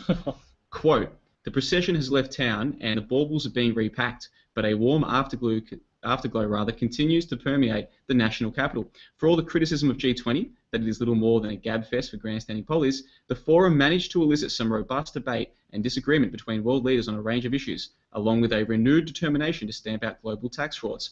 The real triumph, however, was the side deal, the trade agreement between Australia and China. On cue, though, the shock jocks ploughed in. The Chinese will buy up the country. They'll own the dairy farms and the wineries. They're going to own Tasmania. That's why she was there. There's nothing like a bit of good old xenophobia to get the blood pumping and boost the ratings. But Australia was built on foreign investment, first from Britain, then America, and more recently Japan and China. While there are legitimate concerns about direct government investment, as opposed to private investment, and the potential impact on national sovereignty, it would be a mistake to impede the flow of funds simply because of the country of origin." End quote. Now, it's bad enough, Ethan, that this kind of article is published in the taxpayer-funded ABC, but what makes it worse is that this was written by none other than Ian Verrender, the ABC's business editor. Do you understand what I'm saying? That's right. The taxpayer-funded ABC is saying that it is xenophobic to want restrictions on foreign investment into the country, that it's xenophobic to be concerned about who is buying up prime agricultural land with plans to export the goods back to a foreign land. And it's xenophobic to wonder why we allow mass foreign investment into our outrageously overpriced real estate sector. They're saying that it's xenophobic to ask when and where we as Australians get to vote on these dramatic changes to the ownership of Australian land, Australian resources, and Australian real estate. Now, I'm going to have more to say on this matter in the coming weeks, but for now, I'd ask the listeners to visit us, AusRoundtable.com, where I'll provide links to these articles, and you can look further into this matter for yourself. Lord knows you can't trust the corporate media to keep you informed about this stuff, and clearly you especially can't trust the state-based broadcaster that you pay for with your tax dollars. And with all of that said, Lindsay, I want to throw to you first there, mate. What do you think about all of this? I'm quite concerned about it. I know... Well, then you're xenophobic, mate. No, you're a xenophobe. You're done. Ethan, I'll throw to you. No, you go. Okay. I will. I know he's taking the piss out of me. I know that there were a lot of cotton farms around Moree who were Chinese owned as much as 10 years ago. And I've also been told from people from North Queensland that the Chinese have taken over vast sections of the sugar industry and also the refineries. So that if you're not in it, you won't have anywhere to send your sugar for refining anyway. Now, I can't vouch for the truth of that. That's just what I've been told from people who live there. So it does concern me. It's a bit like everything else we do in this country. They're trying to make it, they use the words like xenophobic or anti-Semitic or whatever, because they do not want us being a coherent body of people, as we were when they went to the First World War. They got all this propaganda on the television about Anzacs and what we were and, you know, all this. We were a coherent group with coherent ideals. And now they don't want that because they want to allow the other people to come into our country and fragment us. Now, I know the Japanese did this to us here maybe 20 years ago. And then when things went bad in Japan, they pulled out from their investments very quickly and went back because they had to go back and consolidate in Japan itself. Now, it may well be that we're overreacting to the Chinese and that when the crunch comes, which I think it will, they have to pull out as well. But it's still disconcerting to me that we're losing control of our industries. And not only are they buying up industries, but they vertically integrate. Now, if you go into the tourist industry, they have their own tour buses. So when their tourists come in here, they land, they go to Korean-owned or Chinese-owned hotels. They drive around in their own buses. They go to their own stores. It's virtual integration. That's how they operate, and it's not going to do us any good at all. If there was any truth in this ABC about our benefit, but if it's going to be completely for the foreign country's investment, just using us, I don't want any part of it. Back to you. Yeah, it's fantastically said, Lindsay, and there's a couple of points you made. One was, again, the demonization, those one-word or two-word synonyms or whatever you want to call them that demonize people that question this. And once again, it happens in all of these industries. And the second one is my father's side of the family come from rural areas. Rather, I wish they came from rural areas. Not really.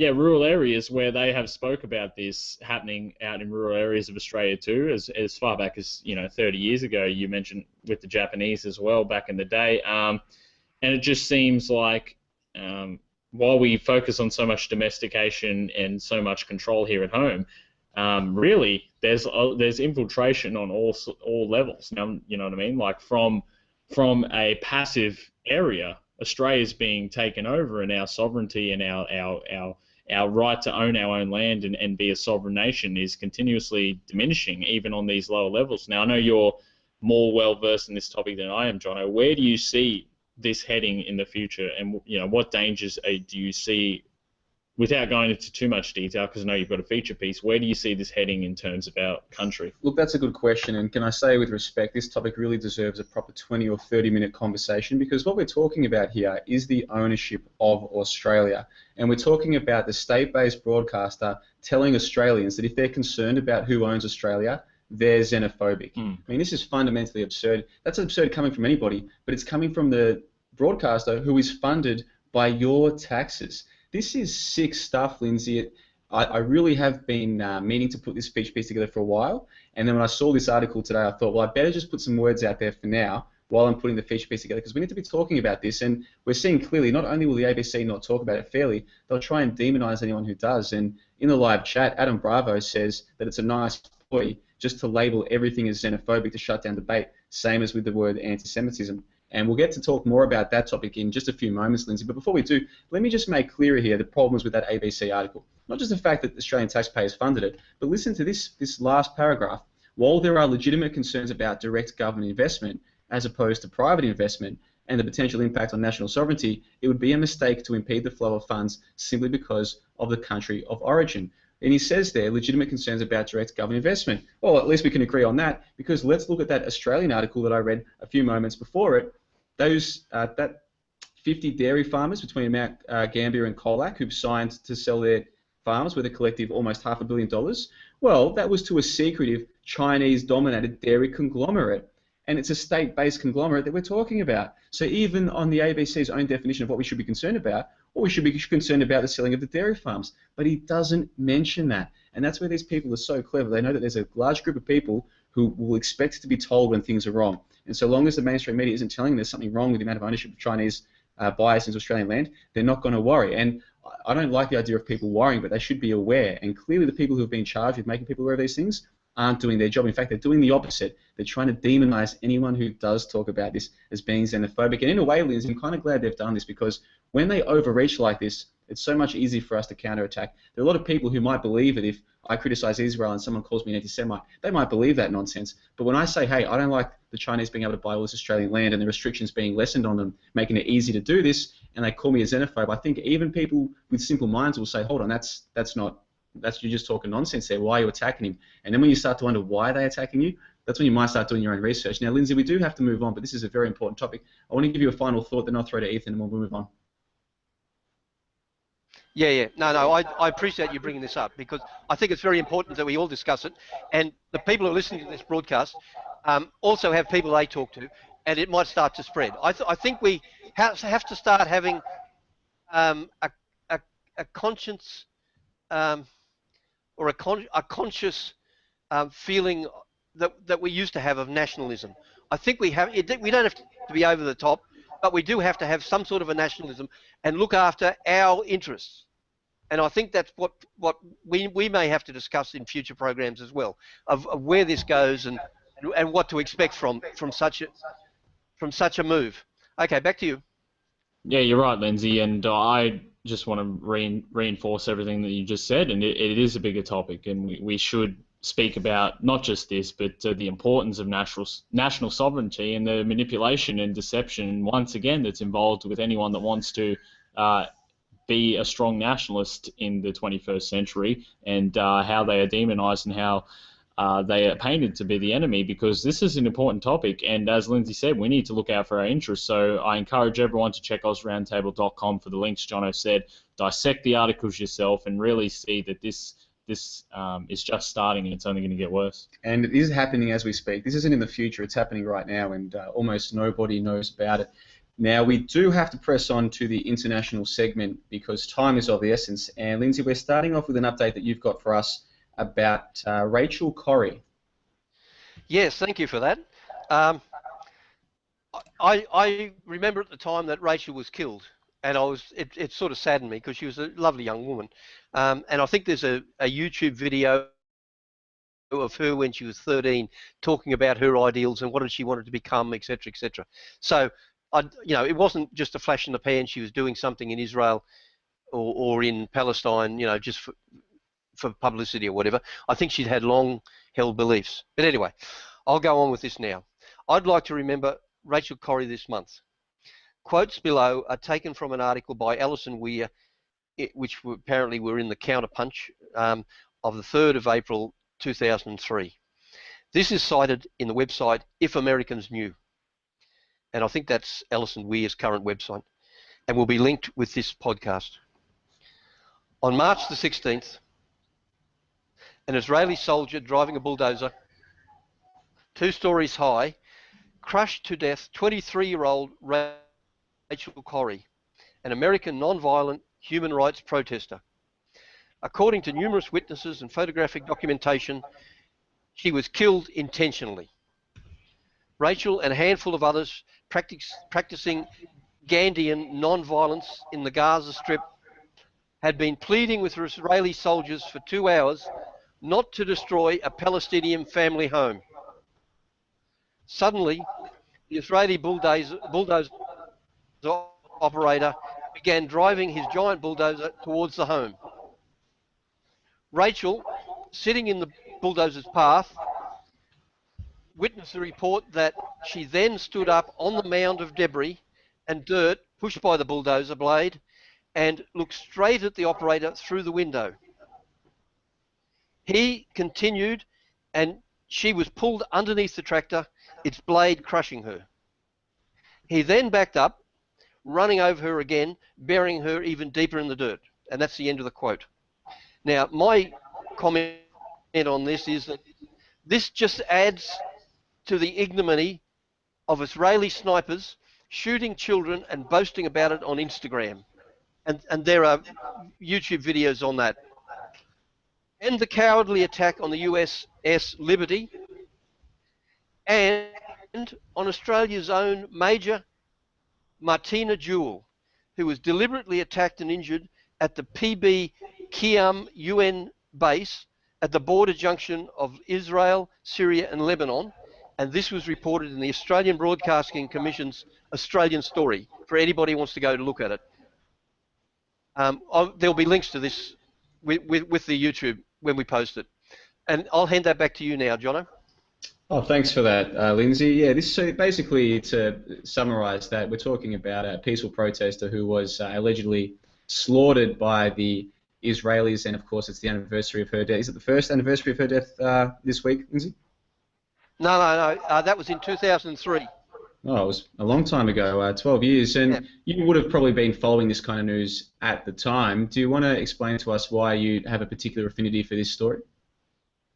Yeah, as I said when I first started off, I've seen the videos of when she was a young kid, and she was going on about ideals of what she wanted to do when she grew up, etc., etc. And then suddenly you see, here she is in Palestine trying to defend Palestinians' houses from being bulldozed. Now, and I won't go into the biblical thing about, there's a thing about destroying your enemy's trees, and these people do that all the time. They root up fruit trees and olives and things like that. And if they are biblical followers, they know they're doing wrong. But anyway, this woman was standing, and she was just crushed like you would a dog if it got under the wheels of your truck. It upset me personally at the time. and that I think that's why I've sort of carried it on. Yeah, no, Lindsay, I completely back to you. agree. I completely agree with everything you said, Lindsay. And once again, just to reinstate what you said, it continues on this ideology that these Israeli soldiers and these Israeli snipers and these Israeli establishment have against some of these Palestinian individuals at the time, and this is just another example of it. And I can see exactly why this fits in with everything we've said in previous episodes, Jono. Yeah, well, it makes a nice little introduction, I guess, Lindsay, for the second topic of our international segment, and that's a piece that you've put together for us regarding free speech and Judaism. So take it away. Okay, thank you for that. What prompted me was that I received an email during the week, and it was one of my friends who'd received it from David Duke. So I went into David Duke's website, and sure enough, here it was. And he was pleading for assistance as he falls foul of YouTube in their slash and burn policy of censorship against any outspoken sites on YouTube. And now we know of other listeners, of other people who listen to us who have also had their websites closed down. So it's same thing. It struck a chord with me. They seem determined to control the internet, and I think we have to decide. We're just to determine that they're not going to succeed. Now, so one of the reasons I bring this up is that David's had a lot of influence around the world with a lot of people, and I think he needs to keep his website. And if anybody listening can help, I would urge them to do so. Further from that, this is a different story again, but it's about the same sort of thing. It's more articles about free speech and censorship. This one is from the Sydney Morning Herald, and it's titled "Jewish Leaders Demand Islamic," and I've got to try and pronounce this, HIZB, Hizb ut Tahrir teacher be sued for anti-Semitic hate speech, and it's from the 9th of March 2015. And I'll quote it: Australian Islamic leader incite jihad against Jews to expel them from Palestine. Sydney Jewish leaders are demanding the head of controversial Islamic group, and I won't repeat the name again, I've already done it once, be prosecuted under anti-discrimination laws for inciting hatred against Jewish people in a fiery speech last year. Vic El Hadef, Chief Executive of the New South Wales Jewish Board of Deputies, wrote to the New South Wales Anti-Discrimination Board on Monday, urging them to take legal action against radical Islamic leader Ismail al-Wawad. On July the 25th, after a public rally in Sydney against Israel's bombing of the Gaza Strip, Mr. al-Wawad called for jihad against Jews to a large gathering in Lakemba, saying in Arabic, quote, "The entire world suffers from the children of Israel today and complains about them," end of quote. Now, I don't know if you want to comment on that first. I've got another article of something similar that I want to go to. Do you want me to continue straight on, or would you like to discuss that one? Yeah, what we'll do, Lindsay, is we'll make sure that we give like a concise summary of the article once we've read it. If you had to just give in a 30-second summary the important parts of that article, what would you say?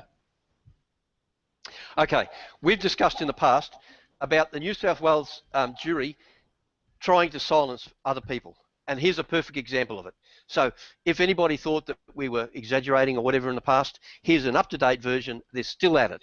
Only this time they're trying to silence Islamic protesters who are complaining about what happened in Gaza. Now, that's how I view it.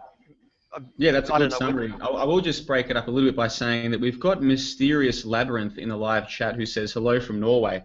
And it sounds like we're starting to pick up some Scandinavian listeners, Ethan, which is always pleasing to see. Thanks to everyone in the live chat. We've got 50 watching live right now, and we're still reading your comments. But we do have to get back to your segment there, Lindsay, so please pick up from where you left off. Okay. This is an article from the Times of Israel of the 15th of March 2015 by the blogger David Cole. And I'll quote, there exists in many Jews individually and in the Jewish community as a whole an internal struggle, a civil war of sorts, between two very basic fundamental Jewish instincts: the impulse to be civil libertarians and the desire for self-preservation. In law, in government, in the media, Jews have always been allowed an unapologetic vote for basic human rights such as free speech and, in quote, arguably, in my opinion, the most fundamental human right, end of quote. But when Jews feel threatened, and where the law allows, as in Canada and most of Europe, there has been a tendency to demand governmental protection in the form of laws that punish hate speech. Free speech versus protection. We see this debate raging full force in Western Europe these days, especially in France, as anti-Jewish incidents predominantly carried out by Muslims are on the increase. Typically, of the duality I describe above, in the past few months, I've seen individual Jews and Jewish organisations band together to chant, now I never learnt French at school, but J-E-S-U-I-S, Charlie. I won't try to pronounce it. While at the same time demanding the prosecution of people who make anti-Semitic comments or deny the Holocaust. Needless to say, some Muslims call out the hypocrisy, and they're not entirely wrong. Although there is hypocrisy on their end as well, as many of Europe and Canada's Muslims, in the name of prosecuting Islamophobes, invoke the anti-speech laws that, in many cases, initiated by Jews. Anti-speech laws thus become a double-edged sword for Jews. Jews get the protection of the state. Jews get to see Holocaust deniers thrown in prison, and Muslims get to take legal action against activists who favour restricting Muslim immigration or who criticise Muslim crime or culture. In the end, I've always believed that laws restricting speech do more harm than good for the Jewish community. They turn anti-Jewish fringe dwellers into martyrs. They provide ammo for the propaganda of those who claim that Jews are controlling and conspiratorial. And eventually, they become exploited by the very people Jews against. The free speech versus protection debate among Jews is older than you might think. In the April 1947 issue of Commentary, distinguished legal scholar Milton Konvitz reviewed the book, quote, An International Convention Against Anti-Semitism, end of quote, by Mark Vishniak, a research institute of the Jewish Labour Committee, 1946. And damned if the debate hasn't changed one iota in 70 years. Vishniak argues that anti-Semitism can and should be kept down by law. Konvitz is sceptical. If the date on the magazine wasn't 1947, I'd think I was reading the current issue. End of quote. Now I'll throw it back to you now to see if you've got any comments on that. Sorry about that, Lindsay. We were on mute. So the point that you're making here is you just read out a lengthy passage from an article that was published in the blog section of the Times of Israel by a man named David Cole. Now, he had some infamy, I think, back in the 1990s with his comments about the Holocaust, and his views are that 6 million people didn't die. It was, I think he said, significantly less than that. So under many definitions, that would make him a so-called Holocaust denier. And the article that you've just read out is a recent article that was published in the Times of Israel, basically stating that Jews have had a long history with trying to repress freedom of speech, and it doesn't necessarily always help them. Is that a fair summation? Yeah, but as well as that, he's also pointing out that they've also had a discussion within their community, pro and against legal restrictions on anti-Semitism or whatever. Yeah, and this is a fascinating topic. I think the piece that you've prepared is pretty lengthy. We might not get time to go through all of it today, Lindsay, but before we go further, I'll throw to Ethan there. What are your thoughts about all of this? There's been some very interesting points made up, and I looked at the work of David Cole about 2 years ago. David Cole's work was what I found fascinating, and it was at the time that I was truly discovering how deep just the deception of the mainstream media goes when it says all of these things. And we've said on previous podcasts that this is just another reinforcement of the ideology of these certain individualist groups and of the mainstream establishment and suppressing that. And I just think everything Lindsay said reinforces that. Yeah, well, Lindsay, we'll try to get through as much of the information as we can before we have to wrap up the show. Do you want to move on to the next article that you had lined up for us? Okay, I'll do that. Sorry, Matt, I didn't mean to make you lose your point there. Can I say, while you're finding your spot there on your article, one of the reasons why this is so important is because the topic of free speech is either universal or it doesn't exist at all. And so it doesn't really matter what the topic is in question. If there are people trying to stop you from being allowed to even question something, then that can be taken as far as they want to take it. And if you believe in free speech, you should always believe in free speech. So some of these updates to do with the topic of free speech are relevant not just to us here doing this kind of show, but to any person who believes in their fundamental right to express their opinions. And with that said, Lindsay, I'll let you pick up where you left off. Okay, there's nothing much to add to that. The point I think I was trying to make was that David Duke is being closed down by YouTube, who we think are owned by basically Jewish interests. Then you have the New South Wales Jewish board trying to shut down Islamic criticism of them within Sydney. And then you've got this man speaking in the Times of Israel, and he's discussing this whole idea, and he's putting to them, this is what happens. You can get protection, but then the Muslims can have it as well, and you won't be able to stop them. And I think he's laying it out. Now, I went past the Muslim thing, and I was thinking of Germans. I was thinking, fancy being a German. Wouldn't you like to protect your people from the defamation that you'd killed 6 million Jews? Anyway, it goes further than that. But that pretty much sums up that point I was trying to make about free speech. I'll leave that at the end of the article.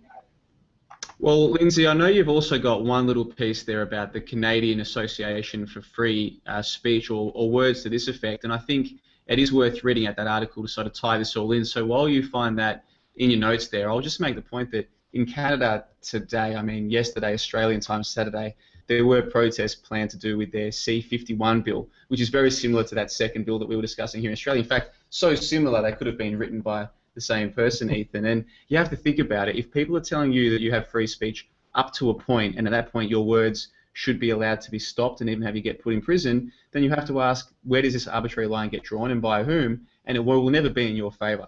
You either believe in free speech, even if you don't like what's being said, or you don't believe in free speech. It is as simple as that. And that's why, Lindsay, I think this topic is so important. And a lot of our listeners might not be aware that we do discuss the topics that we want to discuss before the show to get some kind of a rough agenda for it. And I think, Lindsay, with a few of your articles, we do have to tie them all in together. So do you want to read out that Free Speech Canada one? Because when I read that this morning, I thought it was interesting. Yeah, I'll read that now. I got confused because it was separated from the other two, and I was looking at something to do with Russia and what have you. So thanks for that. It's called the Canadian Association for Free Expression. The article comes from the Canadian Association for Free Expression website, and the date is the 3rd of March 2015. I've got no further information about this group or this site, except that they've got archives going back to 2012. But it's interesting. I've included this post because the sentiments relating to free speech are constant for all the Commonwealth countries. No, not really. It's for all the Anglo-Saxon countries. It is good to let each other know what is happening in all our countries, so that we understand that it is a concerted effort by a central control and not ad hoc. It is not just a petty nuisance by politicians whom we think just don't understand the ramifications of their decisions. No, bullshit. It's a controlled assault upon all of us, and we've got to remember that. And I'm going to quote from the article now. Quote, I had a great day today at the Diana Spingola show on Republic. I spent 2 hours discussing the attack on free speech in Kazakhstan. The weekend arrest of political prisoner Brad Love for discussing Canada's foreign aid waste with a canvasser for SOS and for calling the Fort McMurray detachment of the RCMP, Royal Canadian Mounted Police, and asking how a Pakistani woman could enter Canada from a terrorist hotbed like Pakistan, her homeland that she just recently visited, carrying a poisonous bug spray. He's charged with breach of probation for expressing his opinions. I also hammered the hypocrisy of German Chancellor Angela Merkel and French President Francois Hollande. Both marched for free speech in early January and proclaimed the same again, J-E-S-U-I-S Charlie. Je suis Charlie. Hey, it's John LeBon here. Let me. Okay. I can pronounce a bit of French. Okay. That's Je suis Charlie. Okay. Thank you for that. Yet both are tossing freethinkers in prison. Last week, lawyer Sylvia Stolz was sentenced to 20 months in prison for making a speech in Switzerland in 2000 in Germany. And in France, teacher Vincent Rayonard was sentenced to 2 years in prison for expressing doubts on Facebook about the Hollywood version of World War II, particularly the new religion of Holocaust. And that's the end of the quote. Now, I'm sorry for mucking up the French, but I never learned French at high school, so I'm backward at that. I'll throw it back to you now. Yeah, thanks for that, Lindsay. Look, I read your agenda this morning, as I always do, to work out which topics we were going to go with, and I found that one that you just read out particularly interesting because it's happening in Canada, as we always say. We're all in this together, especially the Six Eyes nations. And so I looked a little bit further into that woman who is mentioned in that article, Sylvia Stolz, because I wasn't familiar with her story. So I want to read out an article now from Haaretz, which is, of course, the Jewish newspaper. This is from the 25th of February of this year, entitled German Ex-Lawyer Jailed for Holocaust Denial. Again, quote, a former German attorney with well-known links to the far right has been convicted of Holocaust denial and sentenced to 20 months prison. Munich State Court spokeswoman Andrea Titz said 51-year-old Sylvia Stolz was convicted of inciting racial hatred for denying the Holocaust in a 2012 speech. She argued during her trial that she was exercising her right to free speech. Stolz already served time for Holocaust denial after a 2008 conviction related to her defense of notorious Holocaust denier Ernst Sundel, who was convicted himself of the crime in Mannheim in 2007, end quote. Sorry about that. When I read the notorious Holocaust denier, I didn't notice that when I read it this morning. That's amusing. So anyway, so it's surprisingly difficult, Ethan, to find a mainstream Western English source for detailed information about Stolz's latest trial.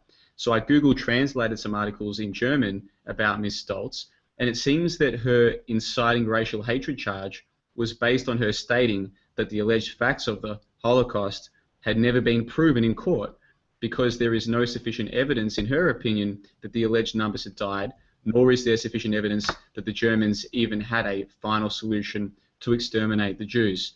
Now, here's a Google translation of an article from pseudoschwest.ch. Quote, article Daniel Kettiger directed his complaint against both the speaker Sylvia Stolz as well as against Ivo Sasek, organizer of the Conference of Anti-Censorship Coalition.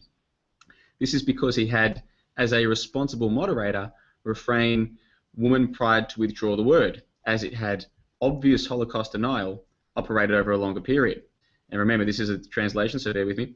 Kettiger refers in his advertisement in that lecture passage criticized in the Pride that the Holocaust had never been proven in court. What is not necessary because of the manifest also. Pride continues, it would be the findings concerning the crime scenes, killing methods, number of deaths, crimes committed, facilities, perpetrators, or traces of a murder are missing. Next also, witness statements, documents, or other evidence.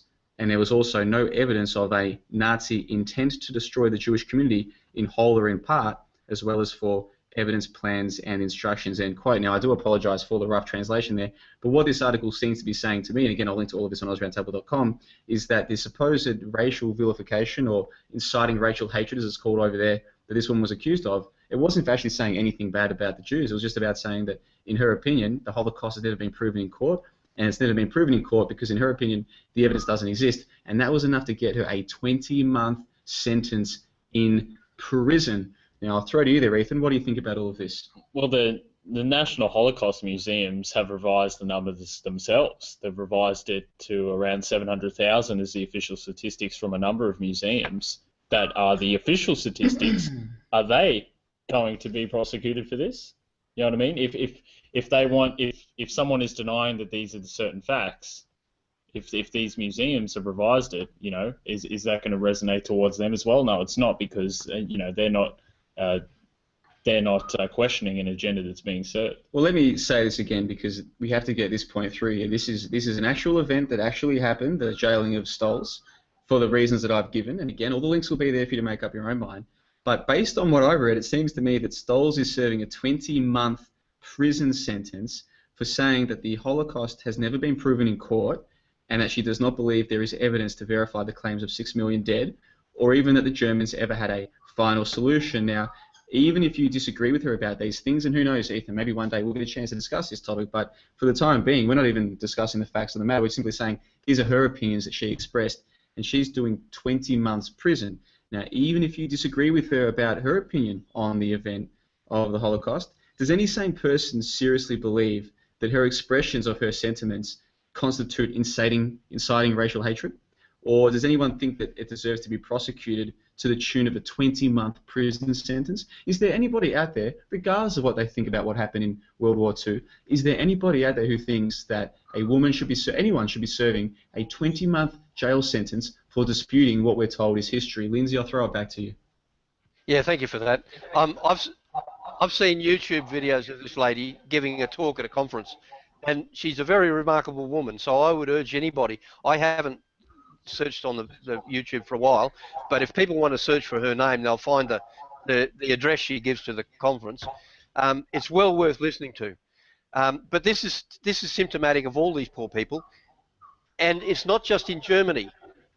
We discussed this a few weeks ago about an Australian from the Adelaide Institute who was bailed up over there for things that he'd said in Australia, and I think he just escaped by the skin of his teeth when he was in London, because a court favoured him in London and didn't extradite him to Germany. So it's almost like the octopus. It's got tentacles all over the world trying to put a stop to this. And I sympathise with this woman. What would you do if you were a lawyer and you're bound to put up a proper defence for your client, and to simply putting up your argument of defence then makes you complicit, and you then face your own charges? I think it's appalling stuff. I'll throw it back to you. It is, and I think a lot of people, especially in our country, I'm not sure how it is in others, have no idea who Ernst Zundel is or what actually transpired with his trial. Now, of course, as you said, Ms. Stolz was his attorney, but what she's been in prison for here, I don't think is even about what she said in court. It might have been, but regardless of where she said it, all she said was that she disputes a supposed fact of history. And again, we're not talking about whether we believe it's fact or not. We're saying that she doesn't, and she's doing 20 months in prison for expressing that view. Now, Greg Williams in the live chat says that unless someone can speak freely, then they're not really free. And I think that's so true. Who would dispute that? If there are words that you can't say without threat of imprisonment, Ethan, are you really free? Well, that's the point I was trying to make about the trial. If it's not because she's disputing the numbers or the facts. In fact, the actual official numbers have been revised now by museums. It's not what the history books tell us it is officially. So she's right technically about that, but it's not about her disputing the facts. This is about her having an opinion against a certain event, a certain group of people, a certain free opinion. And you're right, it is completely dangerous and sets an unimaginable precedent, as it has all throughout the 20th century, when people that speak about topics like this have to spend time in jail. It's a dangerous thing. And we do like to encourage our listeners, because we get new listeners in every week, to go back through our back catalogue, because every one of our episodes that we do, we try to keep to a structure, so you don't have to listen to the whole 2 or 2.5 hours or whatever it is that each episode is. You can just listen to the parts that interest you. We always provide the timestamps underneath the video, so you can just click the part you want to go to. For anyone who's interested in this and is hearing this for the first time, this idea that essentially innocent of any violent crime people are doing 20 months behind bars for stating that they disagree with the Holocaust event story, go back to episode 16 of the Australian Roundtable podcast. Now, it was to this day, Ethan, I still think one of our best episodes of the Australian Roundtable podcast. We were fortunate enough to have Jesse on the show with us, and between yourself, myself, Jeff, and Lindsay, we went through 3 in particular cases here in Australia of people whose rights to free speech have been impeded. Now, it's not quite as bad here as it is over there in Germany and Europe, but it is still bad, and it seems to be getting worse. And in episode 16, we discussed Frederick Tobin, who had a website. This is a man in Australia, and you mentioned him before with the Adelaide Institute there, Lindsay. He had a website that he was writing from Australia. I don't know where the servers were, but the point is, it was an Australian man with a website where he wrote about how he disputes certain facts regarding the Holocaust event narrative, and he was ordered to take that material down. When he refused to do so, he was held in contempt of court and sentenced to 3 months prison. So you can see, even though it's not quite as bad here as it is in Europe, it's still the case that for questioning certain elements of an event that happened 70 plus years ago, you can be sentenced to prison. And I think a lot of people aren't aware of just how draconian these laws are with regards to certain events, Lindsay, that you're not allowed to talk about. Bear in mind, of course, that if you write a book that disputes that the white settlers of Australia ever had a policy to kill Indigenous people, not only do you not go to prison, you're valorised, and the Australian will publish front page articles about you, and that's fine. No one has an issue with that, right? But when it comes to disputing certain elements of World War II history, you can find yourself in prison. And the way I see it is it should be consistent for all. Some people get very offended when you suggest that Indigenous people weren't targeted by the whites. Just because they get offended by it doesn't mean you should go to prison. And so it would be, I would say, to do with anything to do with history, especially war history, which we know is lied about so much. The notion that people aren't allowed to question what they're told about an event that happened 70 years ago, when we all know that the victor is right history, it's utterly absurd, and people are spending time in prison to this day. So, Lindsay, I know that some of the articles you read out, they were a little bit lengthy, and it sometimes is hard for the listeners to pay attention to these entire things, but this is very important, because between the articles that you've read out and the article that I've read out, we've painted the picture here of what's really going on in this world. And Lindsay, we do have to move on to our final thoughts. Before we do, I'll give you your final say on this particular segment. Yeah, thank you for that. But I think it's not just this lady Stoll. I think you'll find there are actually thousands of people in prison for this offence at this very time in Germany, and that worries me. That's a huge number of people being persecuted. Now, the second point is that it had always been my belief that when you can't prove something but you hold it, it's an act of faith, and that is almost a religious conviction. And I think people need to keep that in mind as well, that the Holocaust has become a religious conviction. Okay, that's all for me, thanks. Yeah, that's well said, Lindsay, and I think you've been relatively diplomatic. This is a very important topic, and like you said, the German people are trained to believe that their forefathers executed with a final solution policy 6 million innocent people, and if you don't agree with that story, then that'd be very offensive to you, especially as a German or a German person, to be told this. And yet, if you question that, you're the one who goes to prison when you're the one being told, no, it was your forefathers who had a final solution policy to exterminate 6 million people, and if you try and prove it in court, well, we'll try and put you in jail before you get the chance. But I'll throw to you there, Ethan. This is a very important topic. Do you have any final thoughts for this particular topic? Just look at the connections and how it ties into everything that we've said. We could say the exact same thing for all of these topics. It's a web of deception and lies, and serves an agenda, and the people that come out and question anything that the establishment puts are going to be demonized, and until people make those connections, these instances are still going to happen, Johnno. They certainly are. Well, thank you for putting those pieces together for us, Lindsay. It was lengthy, but like I said, it is very important. And again, I would encourage new listeners to check out episode 16, which you can still find on YouTube. We provide all the links for all the information, including the articles that you read out today, Lindsay, so people can read them for themselves and do their own research. Now, I did have a little article planned to talk about limited hangout operations, something I saw in the New York Times recently. We'll have to save that one for next week because we are just about out of time. So what we'll do is now get to our final thoughts, and of course we will have our live Q&A after the show as we always do, but for the official upload it's time to wrap it up. So Lindsay, any final thoughts for episode 23? No, I think it's been a good episode. I think we've discussed some good topics, and I hope people take something away from this now, that they can investigate themselves and just see whether it's happening where they live. Okay, back to you. No problemo. Ethan, any final thoughts for the official upload of episode 23? Well, I was quite pleased I didn't use the word unbelievable on today's broadcast. I actually made it a goal to not say that, and brought up a little thesaurus with me to find other words to use, such as preposterous, and so I'm quite pleased with that, but I'm quite pleased with how the episode went overall. I thought it was good. It's really good when you can have a diverse segment of diverse program of topics rather that tie all in together to the same overall agenda. So I want to thank everyone for tuning in, and I look forward to discussing these more as they progress. Yeah, can I say in the live chat, it looks like we have another new listener. Azimuth Clark 462 says, research the German miracle. Hitler was kicking out the Zionists and central bankers. He was printing interest-free money just like JFK did in the USA. And that's a very interesting comment. And hopefully we can spend more time in future episodes talking about history that can actually be proven, because a lot of what we're told is history now can't necessarily be proven. So thanks for the comment, Azimuth Clark 462. We do appreciate that. If you go back to the Mass Resistance Roundtable from a couple of weeks ago, they spent an entire episode talking about money, and we did get a chance to briefly talk about the notion that you can print money without debt included, and that's the best thing for the people. And it seems as though, according to history, that's what Hitler was actually doing, but you wouldn't hear that from your Hollywood media. But it is time to move on to my final thoughts. I've got a couple of things here. Firstly, while we're on the topic of mass resistance, Lindsay, up north of the 49th, was in the live chat tonight, and she said to you, not to worry, Lindsay, she can't pronounce French either. So there you go, mate. There's a... Hey, we can't all be... Thank you. John... Thank you.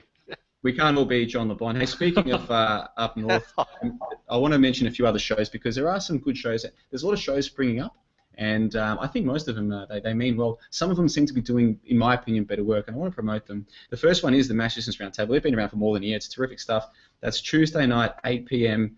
In the United States, which is about midday Wednesday here, probably about 10 a.m. I think on the Wednesday.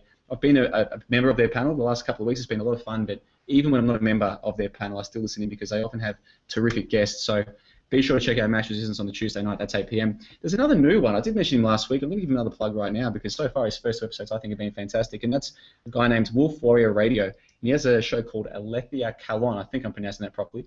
And this seems to be more based on discussing the spiritual side of truth, because we sit here and we talk about the political side, the historical side, all the things that are going on today and have gone on throughout history. But there is a spiritual side to all of this that we don't get a chance to discuss so much on this show. So I've checked out his show the last couple of weeks. It's been terrific. So check out Wolf Warrior Radio. I think it's 7 p.m. Thursday American time. So that's obviously on the Friday for us here in Australia. And finally, I caught a show today for the first time. That's their 4th episode this morning. And that is Dirty Laundry, hosted by Janelle Mary. And it seems to be a woman-based program. They've got like 6 or 7 girls in the hangout. And I haven't seen the first 3 episodes, so I can't comment on the quality of the first 3 episodes, but today they were talking about money, and they were talking about the fact that all money today is debt-based, and the moment that you sign your contract, you're creating the money with your signature, and they were discussing a whole bunch of things that people need to know, and I was really impressed that these guys were talking about it, because a lot of truth shows that probably don't spend as much time talking about the important things as one might like. Well, this show looks like they do, so I'll make sure I provide a link in our info box under this show. That's Dirty Laundry with Janelle Mary, which is 6 p.m. Saturday night American, which is Sunday morning for us, Tristan. So before I started doing my research this morning, I was listening in and I thought it was terrific. That's my first thought. Of course, there is another new show on the block, Ethan, and that is Sunday Sessions with John LeBon, which will be starting in just under 2 hours. That's 7 p.m. Brisbane time.